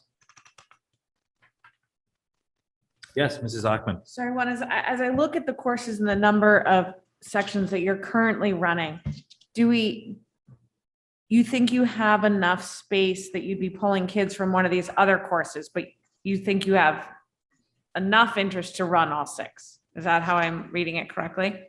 Absolutely. The 2 courses that we have fewer sections of, Women in Fiction and Literature and Philosophy, I must tell you that we have had a core number of students that have sought those courses out. And I really don't see this course pulling from those populations that we're serving with those 2 offerings. Okay, so you would maybe theoretically anticipate a change in sections on Mystery Mayhem, Movable Feast, or the Lettered Athlete, which are running 3 or more. That's what we expect. Okay. Thank you. Thank you, Mrs. Achman. Right, any other board questions or thoughts? Great. Thank you, Mr. Janesko. All right, so the last course is the AP Spanish Literature and Culture, which will provide a second year of AP Spanish for our students who have accelerated in Spanish, and Christina will speak to that. So with the change in the Spanish sequence that started last year, as well as a growing number of heritage Spanish speakers in our community that we have accelerated through the program, it's opened up an opportunity for us to offer an additional AP Spanish class. The typical trajectory for students that study Spanish at DHS over 4 years in our current sequence is Spanish 3 or 3 honors as freshmen, Spanish 4 or 4 honors as sophomores, and AP Spanish language as juniors, which leaves a window for us to introduce AP Spanish literature for our seniors. And there will still be a Spanish 5 course available for students who wish to take a 4th year of Spanish, but who do not want to go on to a 2nd year of AP. However, adding AP Spanish literature creates 2 options for seniors that wish to continue on in the 4th year, and thus a 2nd year of AP study. And it is, I'll note that AP Spanish literature is the only literature course offered by the College Board's AP program in a world language. Great, thank you very much. I'll open it up to board questions. Good. Dr. Adley, anything you wanted to add or? No, I just want to thank the members of the department and the principals for their advocacy for these courses for students and the creativeness and I think they're excellent. Yeah, no, thank you all very much. Thanks for staying up with us and participating. Great presentations and just continues to show how we move forward with these course offerings and the thought process around some of these courses too. So thank you very much. Anything you wanted to close out with, Ms. Dunn? No, I just wanted to thank everyone. Again, I think that Dr. Adley said it very well. When you think about the vision of the graduate, communication, creativity, curiosity, I think we have captured that in these courses, and I appreciate everyone's good work on them. Great. Thank you very much. Thank you all. Have a good evening. Thank you. Thank you. Thank you. We will move on to presentation and discussion on October 1st, district enrollment report and projections. Mr. Rudel. Sure. October 1 enrollment stands at 4,637 students with 2,118 at the elementary level, 1,098 at the middle school, and 1,421 at the high school. So we did use the 3-year average persistence ratio. We did want to note that we do see a drop off historically of 8th graders going into 9th grade, and then an uptick of 11th grade going into 12th grade, which is why we don't just simply roll forward the grades. So for next year, we are forecasting 4,636 students, which is one less than the current year. However, elementary will be recommended at 110 sections or one section more than the current year, which is from Hindley's 2nd grade. The middle school is forecasted to go down 23 students. It is really a high 8th grade student class leaving this year and a lower 5th grade student moving up. And then the high school up 23 students. We did want to highlight a few sections. So Royal Kindergarten, Tokenique first, and Home second are all within 3 tipping a section based on this forecast. However, on the opposite side, Hindley second, Hindley third, and Royal second are just slightly over that class size limit. So there's really those 6 sections that we'll want to watch closely during the budget, both for tipping a section and possibly being under a section. Okay. Thank you, Mr. Rudel. Could I ask, and so we have the federal project in Norotan Heights well underway and topped out. Palmer's will eventually start to move forward. They haven't really started on Corbin Drive in terms of residential. Tonight, there is a presentation at Planning and Zoning about 59 units up near Selleck Woods in the Parklands area. So you've been working with at least federal, Palmer's, and Corbin Drive potential numbers in these projections? Yep. So even if you recall the previous reports that we did, those were factored in. So we carry those forward. Okay. Is there anything you need, or, and maybe this goes to the facilities team, anything you need in terms of updates with those projects, with planning and zoning, with, one of those projects is being run by a, local community person. So So, any update we can get is useful information. Any extra data point that we can get is also. okay. All right. Thank you. Any other board questions or thoughts? Mr. Sini? So my impression, the senior class this year was kind of the bubble class, the cafeteria class, if you will. Have you, sorry. I wasn't part of that, so I can joke about it. But no, did you build anything into that fall off? But then I see the freshman class is larger than this class. Yeah. The freshman class this year was larger, and so you're carrying that forward into the 10th grade. Okay. And so you're gonna have to carry that forward for a couple more years. Right, okay. And then I didn't look back at the current 8th grade The class. 8th grade right Pretty now is large. around 395, so that's a high grade. Okay. Which is one of the reasons why you see the swap of the middle school to the high school. Got it. Thank you, sir. Thank you, Mr. Sini. Mrs. Best? I was just curious, from looking at the last enrollment report to this one, it looked like we were down about 18 students across the district. For the current year? Yes. We were. We did see a large spike in Oxford, which actually made up for some of it, so we were expecting a larger decline. What really changed for this year was Oxford, which was up over 40 students. But from August until October 1st? We did see some drop off. Okay. Thank you, Mrs. Best. Any other board questions or comments on enrollment projections? Yes, Mrs. McCammon. And just confirming, I'm assuming open choice numbers are not in here because the Yeah. program is undefined, but Correct. just confirming. Yeah, thank you. Good clarification. Thank Thank you. Mr. Chairman. Good. We will move along to further discussion and possible action on regular Board of Education meetings for the 2022 calendar year. Dr. Adley.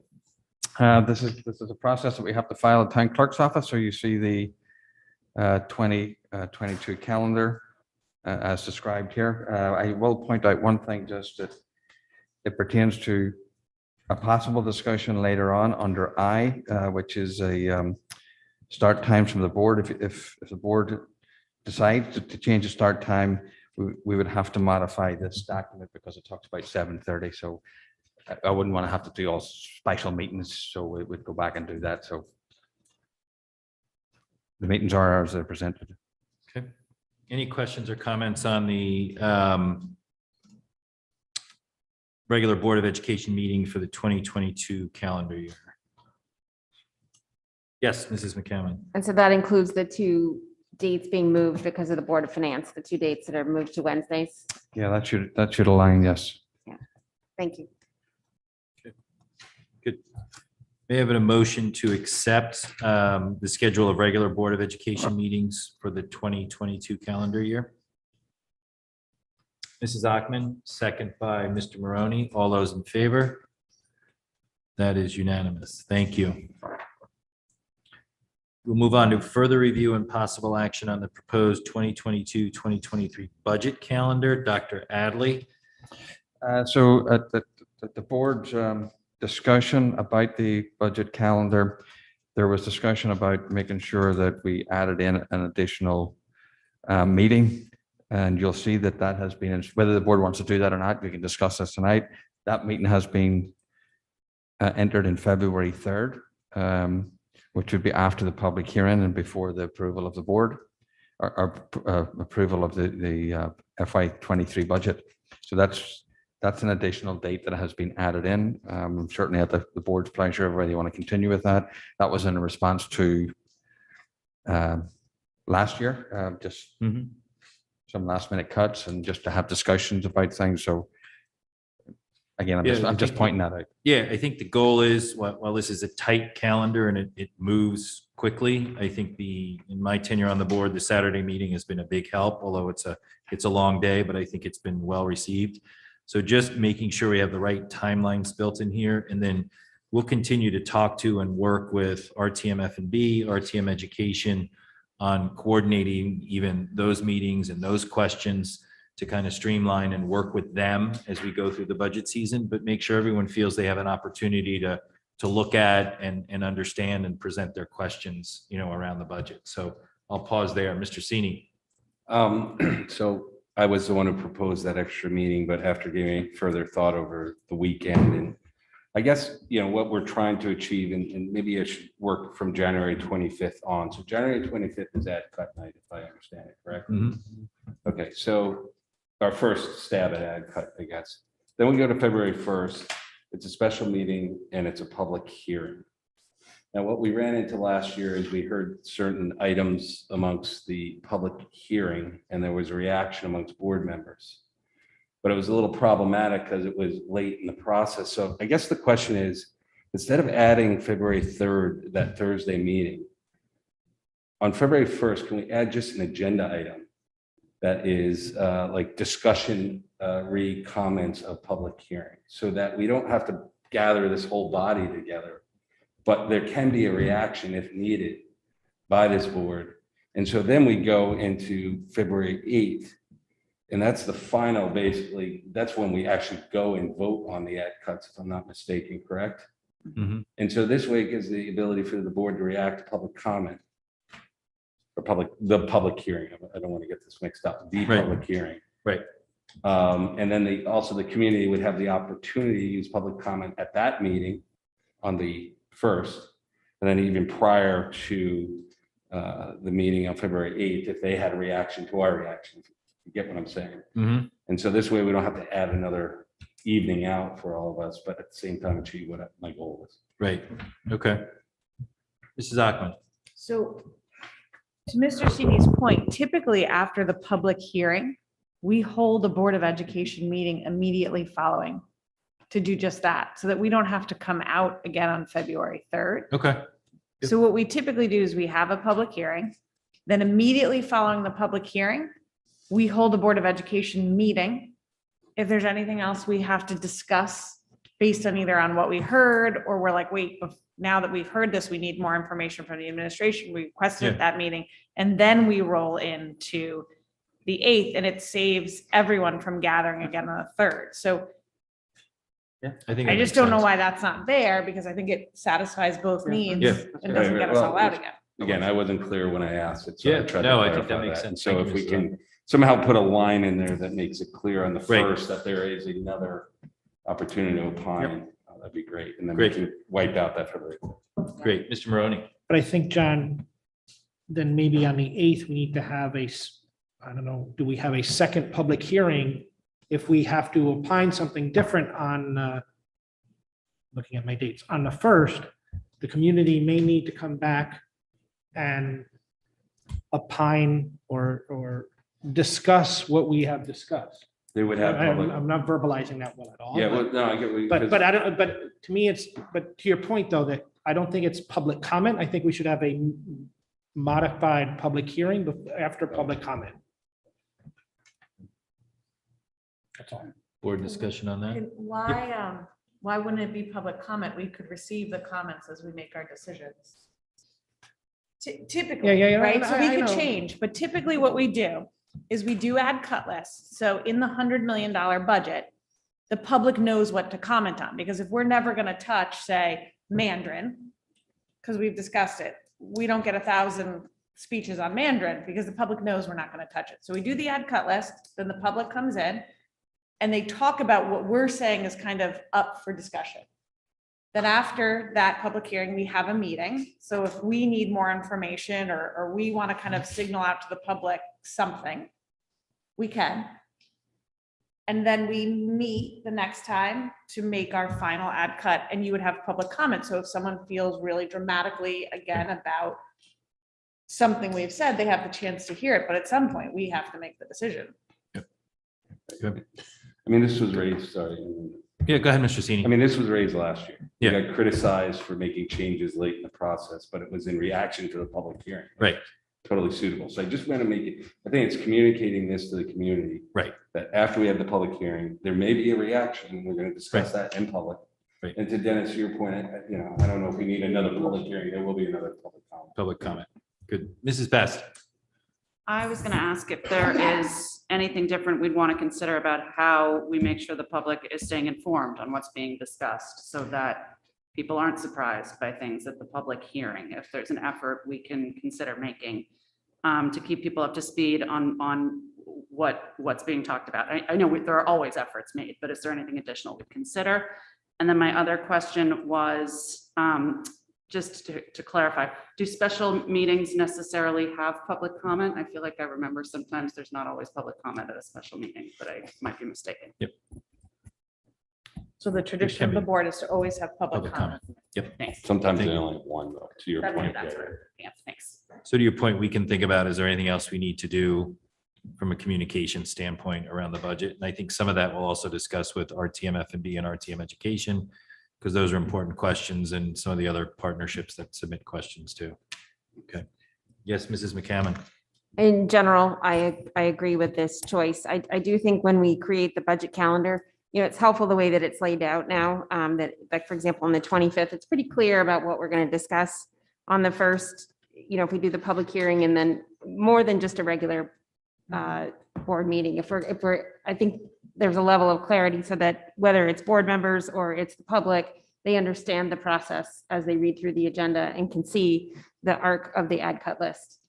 So do you want to use the description ad cut and where it's being addressed Or we were calling it budget modifications. So, I think we should put it, I mean, look, I think the public is used to ad cut night. So I think in parentheses, you add cut. So I think everyone understands that. And then add to February 1st, that we go into a regular Board of Education meeting after that. Okay. Makes sense? And then Dennis will we will have public comment on February 8th also. Okay? Okay. I just want to point out, Mr. Chairman, that what we just voted on the regular schedule and it's on this schedule It's different. is no. So we don't have February is the 1st same. in there as a, Yes. So there's our regular meetings and Right. then there's our budget Budget calendar and this is our budget calendar. Yep.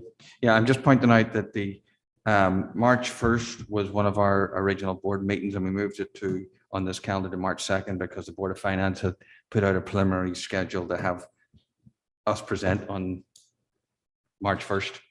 And the same was for April 5th and 6th. There was a conflict of meetings there. So it's, we already just approved it, but it's also in here. I just want to note it as a change. okay.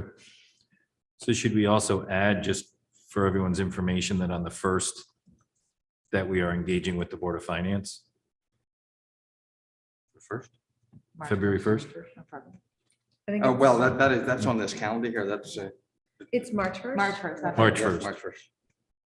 And then our meeting's on the 2nd. You just said something about February 1st, the Board of Finance. Oh, I sorry. I should have said March. Okay, 1st. My all right, apologies. good. All right, good.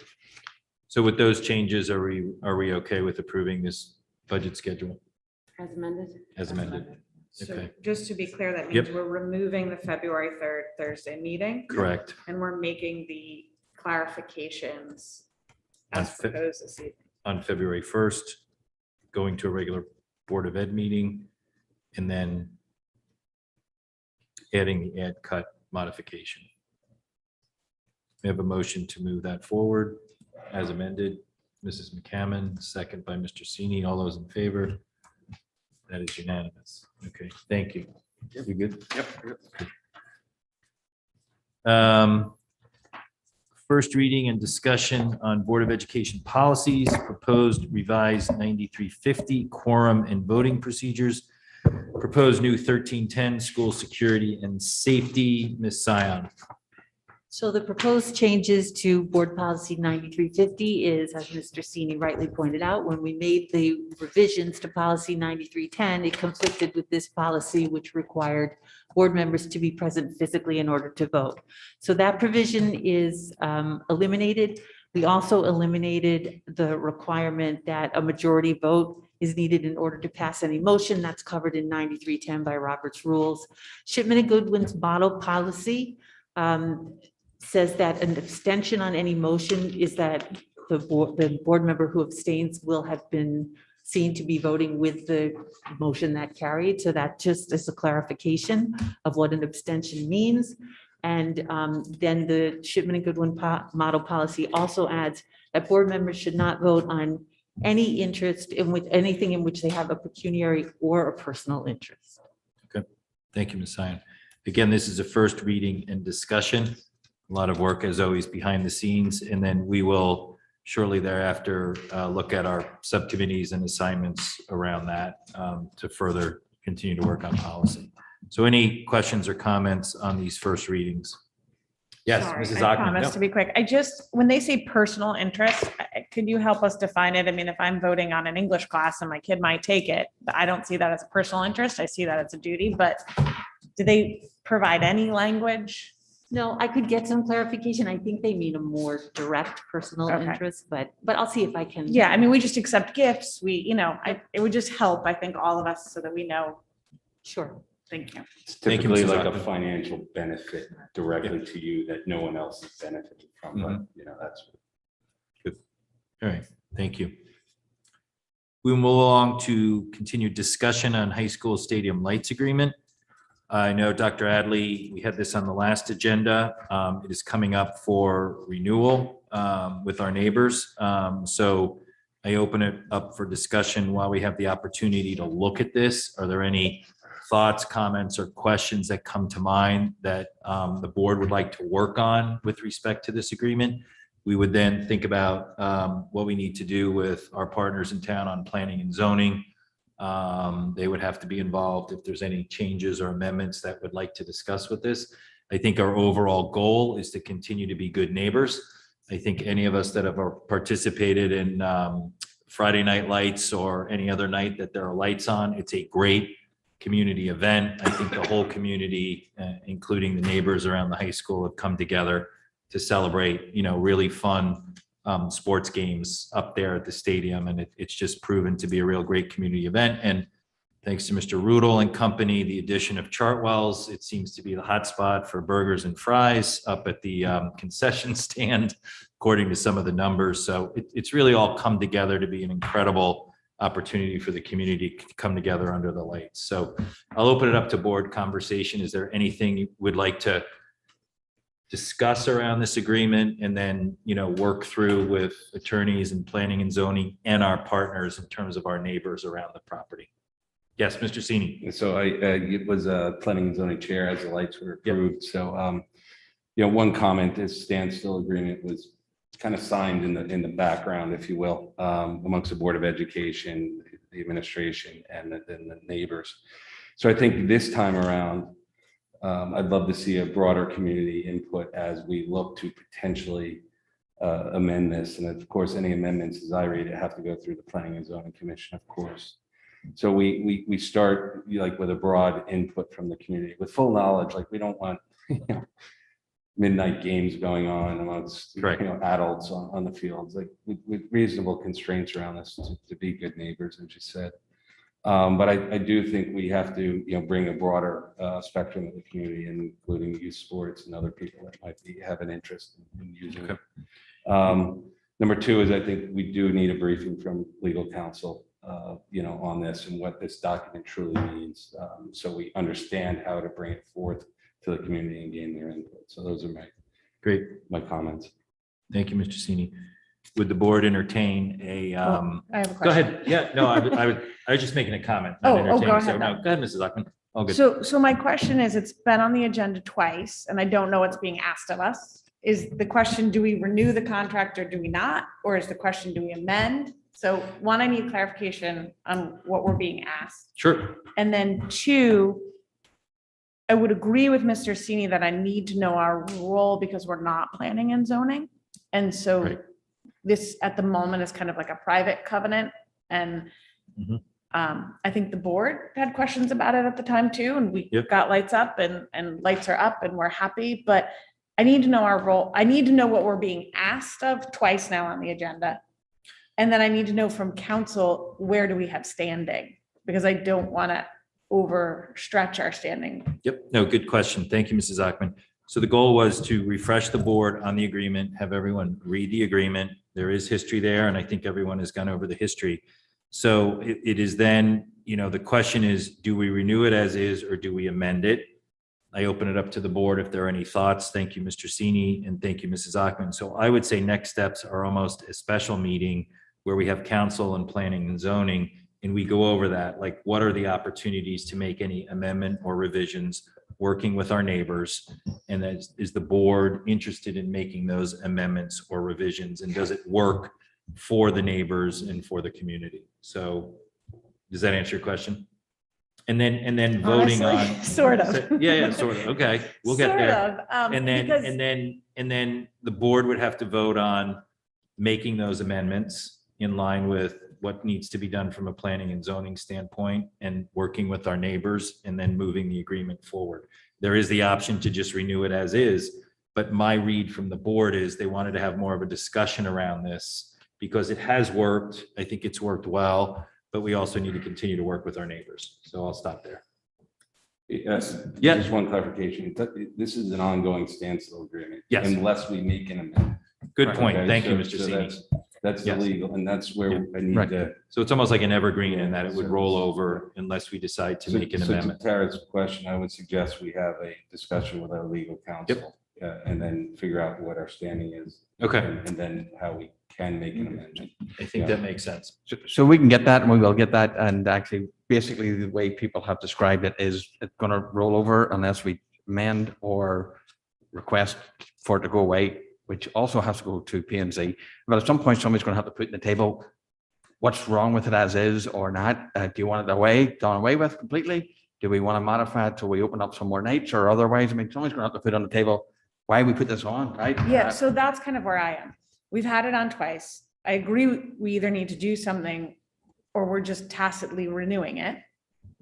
I don't think the board has put a stake in the ground, but part of that is I don't know where we are. Is the administration making a recommendation? Is the administration saying how this is running?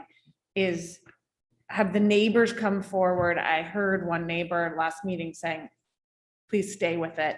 But has there been any conversations about any modifications we should consider, or are we asking the board members to say what we should consider? So- I don't have information. So as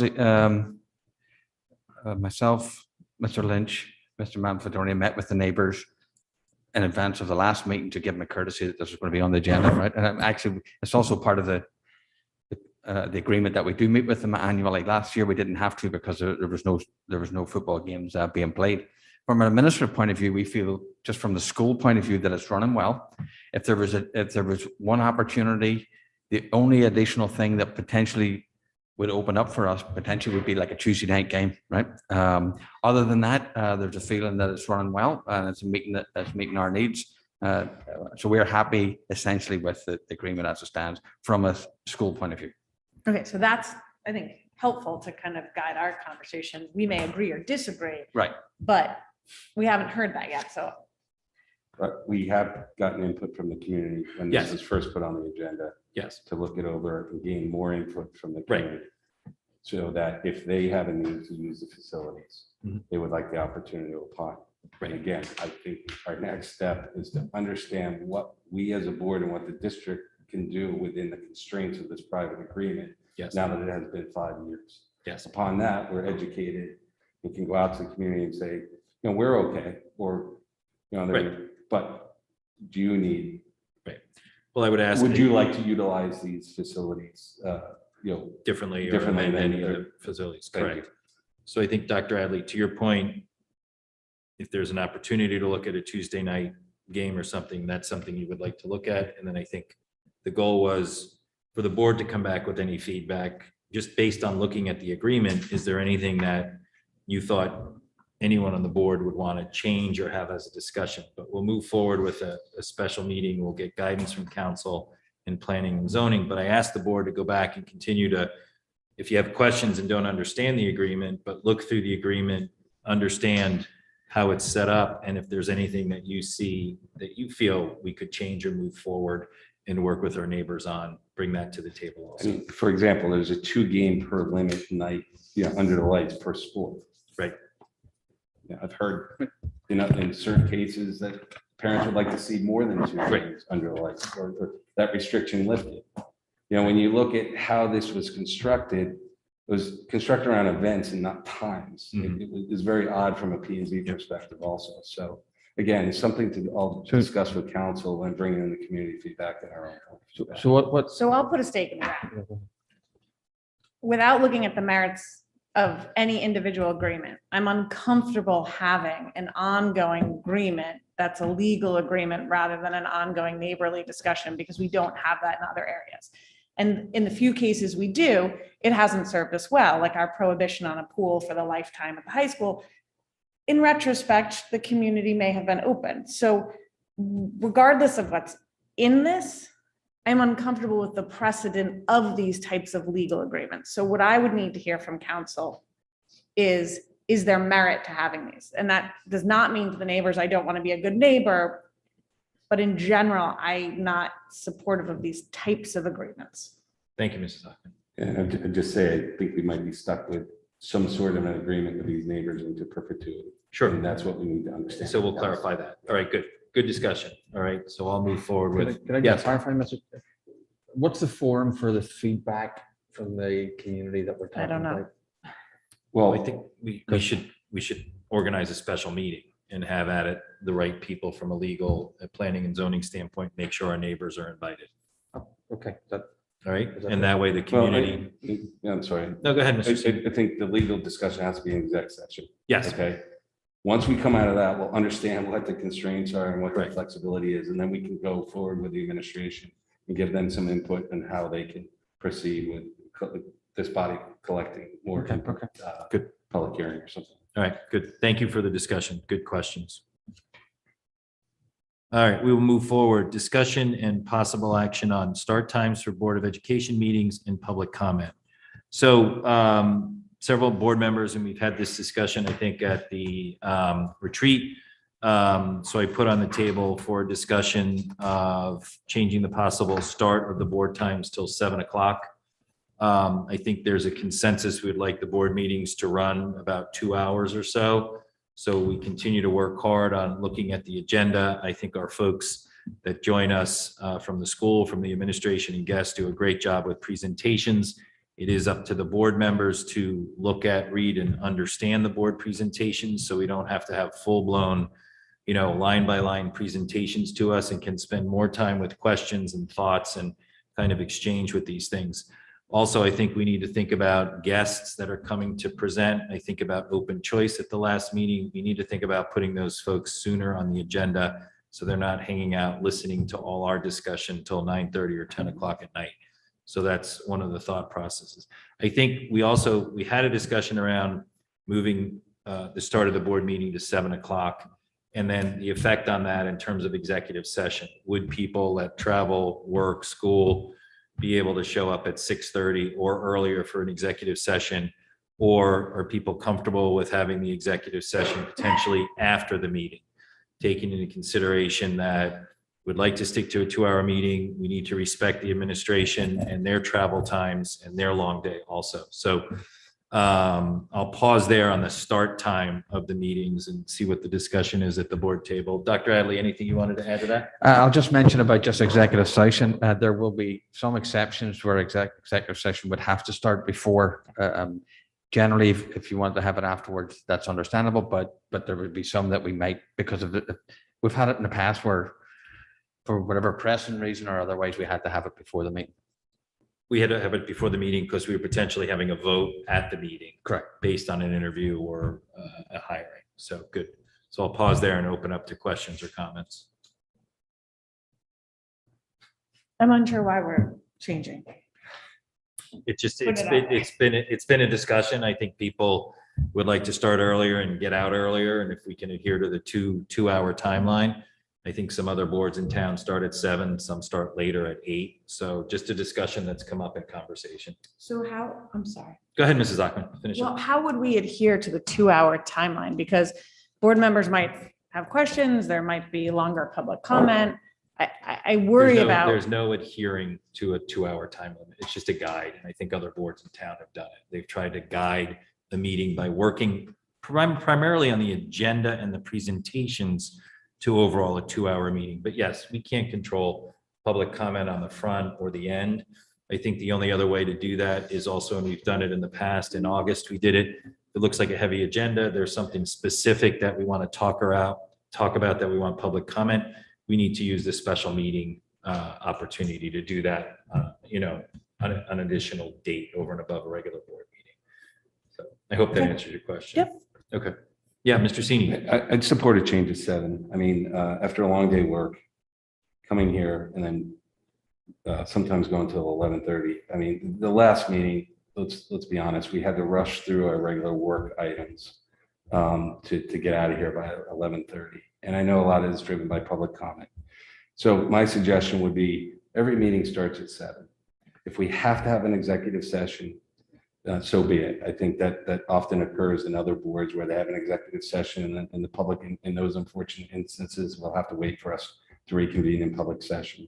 But for the most part, if we start at 7 and have executive sessions after, then the public doesn't have to wait. But these late meetings are tough on our employees, tough on the people who are even joining us from Zoom. Right. And we'll give it a whirl. And if it doesn't work, then we'll go back to 7:30. But I think a half-hour shift earlier would benefit us all and get me to bed a little earlier. So were you saying that if we started meetings at 7, but we have to have an executive session, we start at 7, call an executive session, and then the public waits? Yeah, in those, I don't know how many of those meetings we have, but it's only a handful each year. If it didn't work for a 6:30 start, 7, that's just a change in policy. It's something that we would have to make sure we communicate out and socialize with the public. The other thing I think we need to think about is if there's a consensus to change the meeting to 7 o'clock, is when do we want to start doing that? Because it is a change from a long-standing tradition of having our meetings at 7:30. So, Mrs. McCammon. I think if we made a change to 7 o'clock, we would be warning our regular meetings that way. And so I think we would probably make that change with the first meeting in January. he probably would adjust the calendar and then move in January. It would be the natural Okay. time. Mrs. Ackman. Could I just add that you Yes. may want to check with council at the idea of warning a meeting and then holding another meeting over it Okay. for executive session. That has proved problematic in the past, so I don't quite remember Okay. all the details around it, but having the public waiting on a duly warned regular meeting was a problem brought to council at one point. And Okay. so I would just check and see if we could do that. Okay, right. Any other comments? I would just note again that the 2022 calendar that we voted on earlier had 7:30, so somehow we would have to note that. And I would also just, I say in a very respectful way, the 2 hours, I understand, Mr. Chairman, but I also respect Ms. Ackman's comments in the sense of like our master agenda.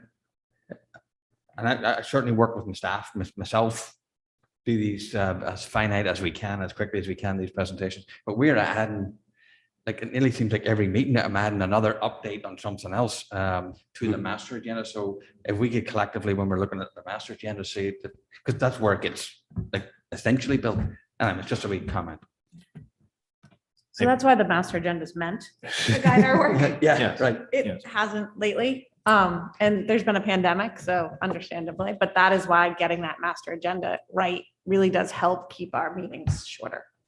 Well, I do think it generally has, like, it generally has guided, I use it like the generally guide what the meetings are. It just gets added to quite frequently. But anyway, I understand what you're saying. Any other, Mrs. McCammon? I'm agnostic on a change in start time because it doesn't impact me personally, but I would actually like to hear from staff if they would value it. Staff's here, go ahead. You don't have to agree with the superintendent, that's for sure. No pressure. Yeah. Is it on now? Yes. I can only speak for myself, so it wouldn't be fair in terms of colleagues. I'm fine with either start time, whether it's 7 or 7:30, whatever the feeling is to take care of all the work and that we have to do. So I'm fine with either time. I do appreciate, though, that we do get out of here late very often. And it is a longer ride home and a longer night. But I share the same, commitment to all the work that we're doing. So I'm fine either way. Thank you, Mrs. Mr. Tramberg, don't be shy. I would, I'm fine with either. I would appreciate the 7 o'clock personally. I have a short commute, but I would still appreciate it. And that doesn't guarantee we'll be out any earlier. It could mean that we just go longer. I just want to put that out there too. There's no guarantee there. All right. We serve at the pleasure of the board, so I'll do whatever. But since the executive session many times involves my issues, I just want to make sure that we save enough time for those executive sessions to have meaningful discussions and not be rushing Correct. to come into a 7 o'clock meeting. Sure. Good. I'm like Chris, I have a long commute, so, but I could do either or 7 or 7:30 is fine. Thank you, Mr. Rudolph. Dude. Yes, sorry, So Mr. Maroney. Thank you. as one of the commuters, for me, I think John's point, what frustrates me is having executive session change different times and not being able to, it makes it difficult for me to get out of the city and plan, right? Because I only get that warning on Thursday or Friday. So if I have a meeting scheduled for 2 weeks, it makes it difficult. So I would personally prefer one start time every time and then figure out executive session, whether we hopefully do it after, or if you have to do it before, but try to limit that as much as possible. For me, I would prefer one start time. For me, that makes it easier.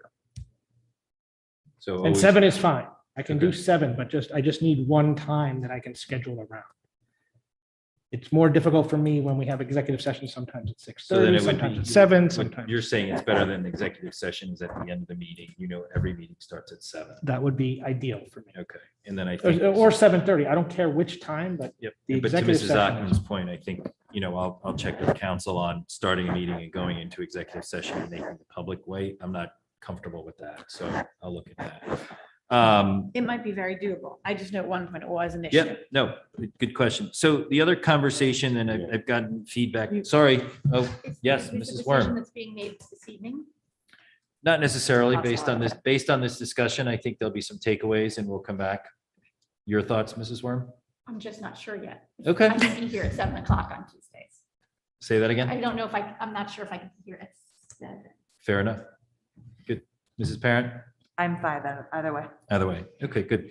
The other conversation that has been brought up to me is public comment. And I think public comment kind of comes and goes with what's going on, agenda items and others type things. So I did get some guidance from council, from Mr. Mooney on public comment. And it's interesting how some other districts do it. So in terms of the schedule of the meeting and thinking about the time of the meeting, we can set up public comment in the beginning of the meeting and have that public comment specific to board agenda items. All right, and that may limit, I don't want to say we want to limit public comment to 45 minutes or an hour or 30 minutes. It's important to continue to hear and engage with the public. So we can have public comment at the beginning of the meeting and have it specific to agenda items. And then the public comment at the end of the meeting can be broad public comment for whatever comments the public want to bring to the table. The only other guidance that I got from council was, how do you do a sign-up sheet for public comment? And I said, we don't do a sign-up sheet for public comment. And he said, that's fine as long as it works. And I said, we're kind of in a 2-phase. We've got public, we've got Zoom. We usually start with public. Everyone does it very respectful, stands up, walks through it. We go to Zoom, Michelle manages it. So unless someone feels we need a sign-up sheet, other than when we do specific budget type meetings and it makes sense, I'm not so concerned about that, but I'll throw it out for conversation around the public comment in the beginning of the meeting being specific to board agenda items and the public comment at the end of the meeting being open public comment. Thoughts? Mrs. Parent. So I just want to be conscious that we have seen more students speaking at public comment. And my concern would be if we limit those students, if they're not speaking on an agenda item and we have a meeting that goes to 11:30. I don't want students to not be able to public comment because they're asleep. That's that would be my major concern about limiting it to agenda items. I will ask, you know what, I'll ask council if it's feasible, if there are students that want to present, if they can present at the first public comment. I'll ask the question. Mrs. Worm? That was the same thing, and that was my thought, if the students could at least speak in the beginning. Okay. So I've just, sorry, I would just mention that at times it's very difficult sometimes on important issues to discern, is that talking about that agenda item or is it not? I don't want to get into discussions about, but part of it is, part of it isn't. Well, you should have to open, just consider that. And then finally, we've been talking about communication and opening communication, keeping communication going. I would hate to take a wee step back to perceive that we're limiting those opportunities. That's just I would just take that into consideration too.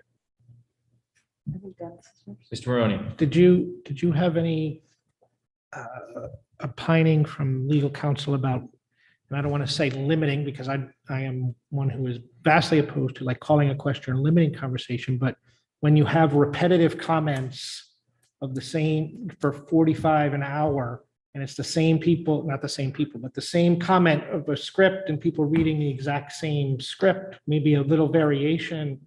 Can we say, if you have anything new to add, please do so, or, you know, So you it's- can just say, I agree with the previous comments, and now as opposed to 3 minutes, it's 15 seconds. To me. So it's a great question. I've done that once that I can recall, and yes, when we tee up public comment, or we can, you know, I can speak during public comment and say, if further public comment is all around the same topic, if you just want to state your name and address and say you agree with the person that just spoke, or you agree with the person's comments, that is fine, that is allowable. So people just want to make sure their voice and address are recorded, but they're just going to agree with the person that's gone ahead of them, that is fine. Mrs. Ockman.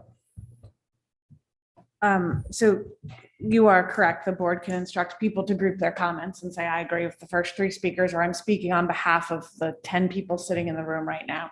But I would say this board has a long history of accepting public comment. And part of that is because it had a history, whether real or perceived, of not accepting public comment or having comment that was only on an agenda or after an agenda item.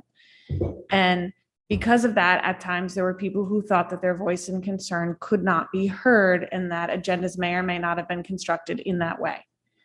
And so I would really caution, it is inconvenient, it is long, it makes for long days. I know what it's like as chair. I write down every public comment. I read it as soon as I get home. So sometimes I'm up late. But we ask to hear from our public and we're lucky enough to have an engaged public that comes to our meetings. So I would really caution us from changing the idea that you can come to your board and you can talk to your board. And I think hopefully if we have some better communication or some tighter issues, we won't see it as much. We also have the option always of postponing an agenda item if it's getting late and we want to move that to the next meeting. But I really have strong concerns about limiting public comment. So just to reiterate, there's no limiting of public comment. That's not what I'm proposing, or that's not the conversation I want to have. Board members have come to me how we can be more efficient. I agree. We don't want to limit or stifle or whatever word you want around public comment.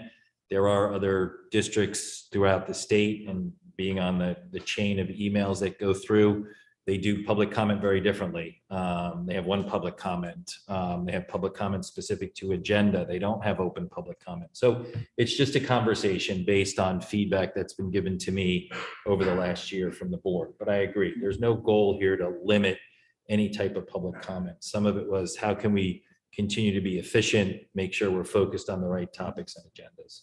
Mr. Sini. Two things. I think we can do a better job communicating that the public can submit their comments via email, and we do read them. Often Sure. we get the email and they state it, that again, they're right, but for efficiency to remind them, emails work. Number two, I guess the question I would have, address all these concerns. Is there a way we can limit that first public comment to 1 hour? And then, and again, prioritize our students in that hour and just say, okay, this is the first hour. We're done with that. We're going to our regular agenda. And then at the end, it's unlimited as we see fit. This way, we're not rushing through our business, if you will, like we've had to in the past to reach an 11:30 kind of, not deadline, but departure time. So good question. So legally, we can limit our public comment to an hour, to 45 minutes, to an hour and a half, whatever we want to do. And then we can pause, move on to our agenda, and open it to public comment again.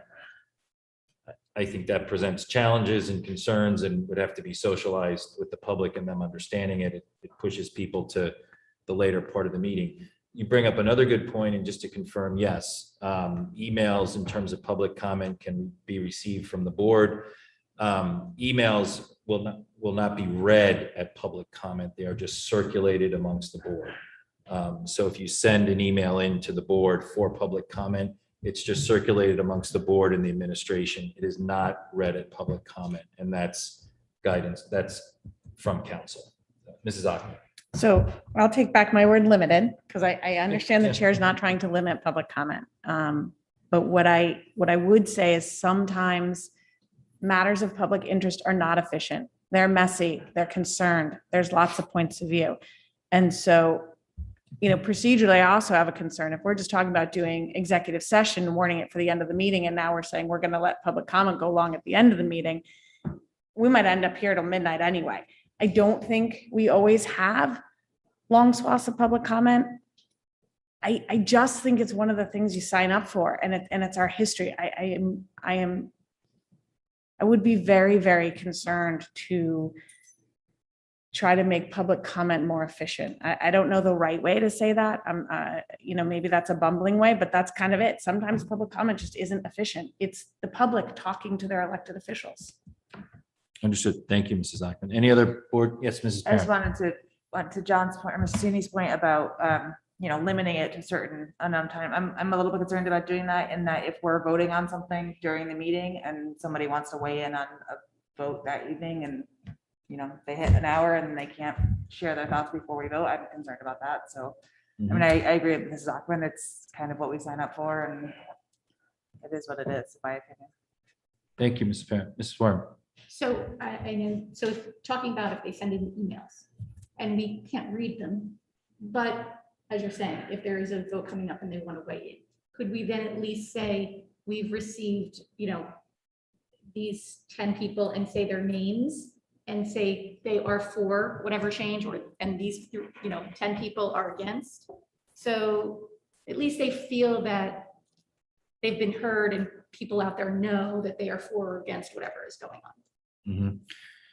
Because maybe it's just a culture I think change. it's a good question. I think it adds, I don't know whether it be board work or administrative work. I'm not sure. I personally want to go down the path of deciphering letters as to whether people are for or against something. I think it should be circulated by the board, and as the board has the discussion, they should take that feedback into consideration. I don't think we want to get into saying who's for or who's against anything. We just want to get all of the public feedback and then discuss it. But I will run those questions by council. Yeah, there was also a question of somewhere on the website of posting public comment in terms of letters into the board. Sometimes that does get challenging because there is personal information or identifiable information that people don't always realize. So that presents a challenge too, and council is not necessarily on board with posting all those letters that come in, other than circulating amongst the board and the administration. So, Mrs. Best. I was just going to add that like a lot of people are saying, I think it's important to give the public an opportunity to speak. I think that's a very important piece of the work that we're doing here, is listening to the public. And I think that what's critical in the input from the public is to understand sort of the qualitative part of what they're sharing with us. It isn't a vote.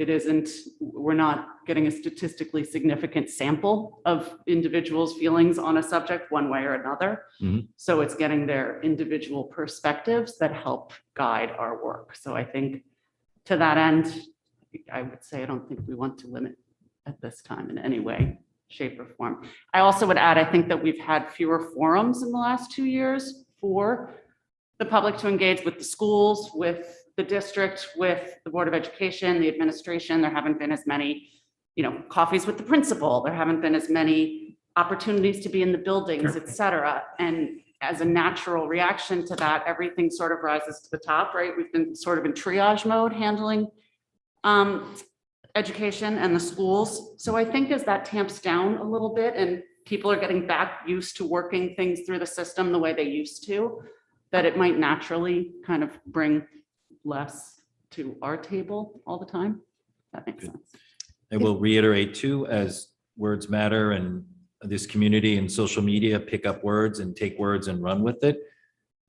We are not trying to limit public comment. We are trying to have a discussion how to do public comment the right way so the public continues to be heard. I think it's important that students are coming up more, and we want the students' voices to be heard. So again, I would look at it as, is there a better or more efficient way to do it so that voices are heard? So that's the conversation. Sorry, I didn't mean to suggest. No, that. not at all. Change maybe is what I meant. Not at all. Sorry. Could I Not at just all. ask Yes, go ahead, Mrs. just a Auckland. quick question, because we do have students and minors commenting, and now we are broadcasting on YouTube, and we are then recorded on YouTube. Can you ask council about that? Is a minor required to also give their address? And should we have that recorded and out on YouTube? Because these are kids. And the answer might be yes, or maybe we could bleep it on YouTube. I don't know, but. So it's a good question. So it is up to us and our policy whether we even want to collect addresses. That's up to us, whether we want to have the address recorded. If we are from a policy standpoint and a board standpoint asking for the address, we can limit the ask for students that are presenting in public, but the address has to be of record in the minutes of the meeting. But we as a board. But maybe not on YouTube. But we as a board can decide whether we want to have public comment with an address or without an address. That I did ask council. Or a town, just a town. Or a town, good point. Yep. And there is nothing that restricts someone that maybe lived in Darien, moved to Stanford, moved to Rowayton from speaking. So it's not specific to their address. The conversation with council was, not sure how many people actually ask for addresses at other public comments. So it's something we can take up as a discussion. Mrs. Parent. Just would it be sufficient? Are you a Darien resident or not? And then. Yeah, I mean, that's a conversation we could have. If it doesn't matter where they're from, Right. they're entitled to public comment. I'm not sure collecting it. I think for our own interest and for whatever they're presenting to the board, it would be nice to know they're from Darien, so they have a vested interest in it. So, all right, Mrs. McCammon. I think the tenor of the conversation so far sounds like we want to probably honor the way public comment is run now, but understanding that it may be fairly inefficient. So perhaps we could agree that if we have a particularly long public comment period, we take a pause at the beginning of the meeting and see if we don't need to adjust anything. Sure. You know, are there people that we need to move forward or items we Yeah. want to? I think that's a good point. I think as we have a long public comment, then we should pause and look at the rest of the agenda and see if we want to adjust the agenda. Again, go to a special meeting or move the agenda. So what I'll do is, this was a good conversation. Again, I brought it up because of feedback from the retreat and feedback from individual board members. I think I have a sense there's some questions to follow up. So we'll put it on the next agenda to see if we want to take a vote and do any changes. But again, the goal is, how can we be more efficient? How can we continue to hear from the public? And now we also have students participating, which is great. Keep in mind, we're also going to have students on the board as we go into the new year. All right, good. Any other questions or comments around that? Good, thank you all. We'll move to action items, personnel items, appointments, resignations, and retirements. Ms. Sion. So we just still continue to see more movement than we usually have in the past as far as resignations and then subsequent hiring, so. Okay. Good. So may I have a motion to move forward the personal action report for November 9th, 2021? Mrs. Ackman, second by Mr. Maroney. All those in favor? That is unanimous. Michelle, we will move back to public comment. We will start with any of our friends here in the room. If not, we will move to Zoom. Good evening. If you would like to speak during public comment, please click the participants icon on the bottom of your Zoom screen. Next, click the raised hand option. The facilitator will identify you. Please state your name and address. You will have up to 3 minutes to comment. Greg Grambling, you are unmuted and recognized. Mr. Grambling, can you hear us? I can hear you. Can you hear me okay? Yes, thank you, Mr. Grambling. Greg Grambling from 11 Blueberry Lane. I just have a quick clarification question for Ms. Kasuchi. I think earlier when she was making comment with respect to the survey results for the younger kids, the 5 to 11-year-old kids, I thought that maybe I'm mistaken here, but I thought that she may have said that it was 60% of the respondents indicated that they did want to have their kids vaccinated. I'm just comparing that versus the survey results that she emailed to me earlier today. And, you know, the first question says, I am interested in vaccinating my school-age child, 5 to 11. And in red, it says no, 61.7%. And then the third question is, I plan to sign my children up to receive a COVID vaccine. And 56.1% said not applicable. I do not plan on vaccinating my child. 5% said no, 12% said maybe, and just 27% said yes. So I wasn't sure if I misheard or maybe there's just a clear difference between what she said versus the results that she sent me. So maybe before those become public information, just want to make sure that was clarified. Thanks very much. Thank you, Mr. Grambling. Anyone else, Michelle? There are no more raised hands at this time. Okay, thank you all for coming in person. Thank you all on Zoom. Thank you all for the organizational meeting and the opportunity to continue to serve. Welcome new members. May I have a motion to adjourn?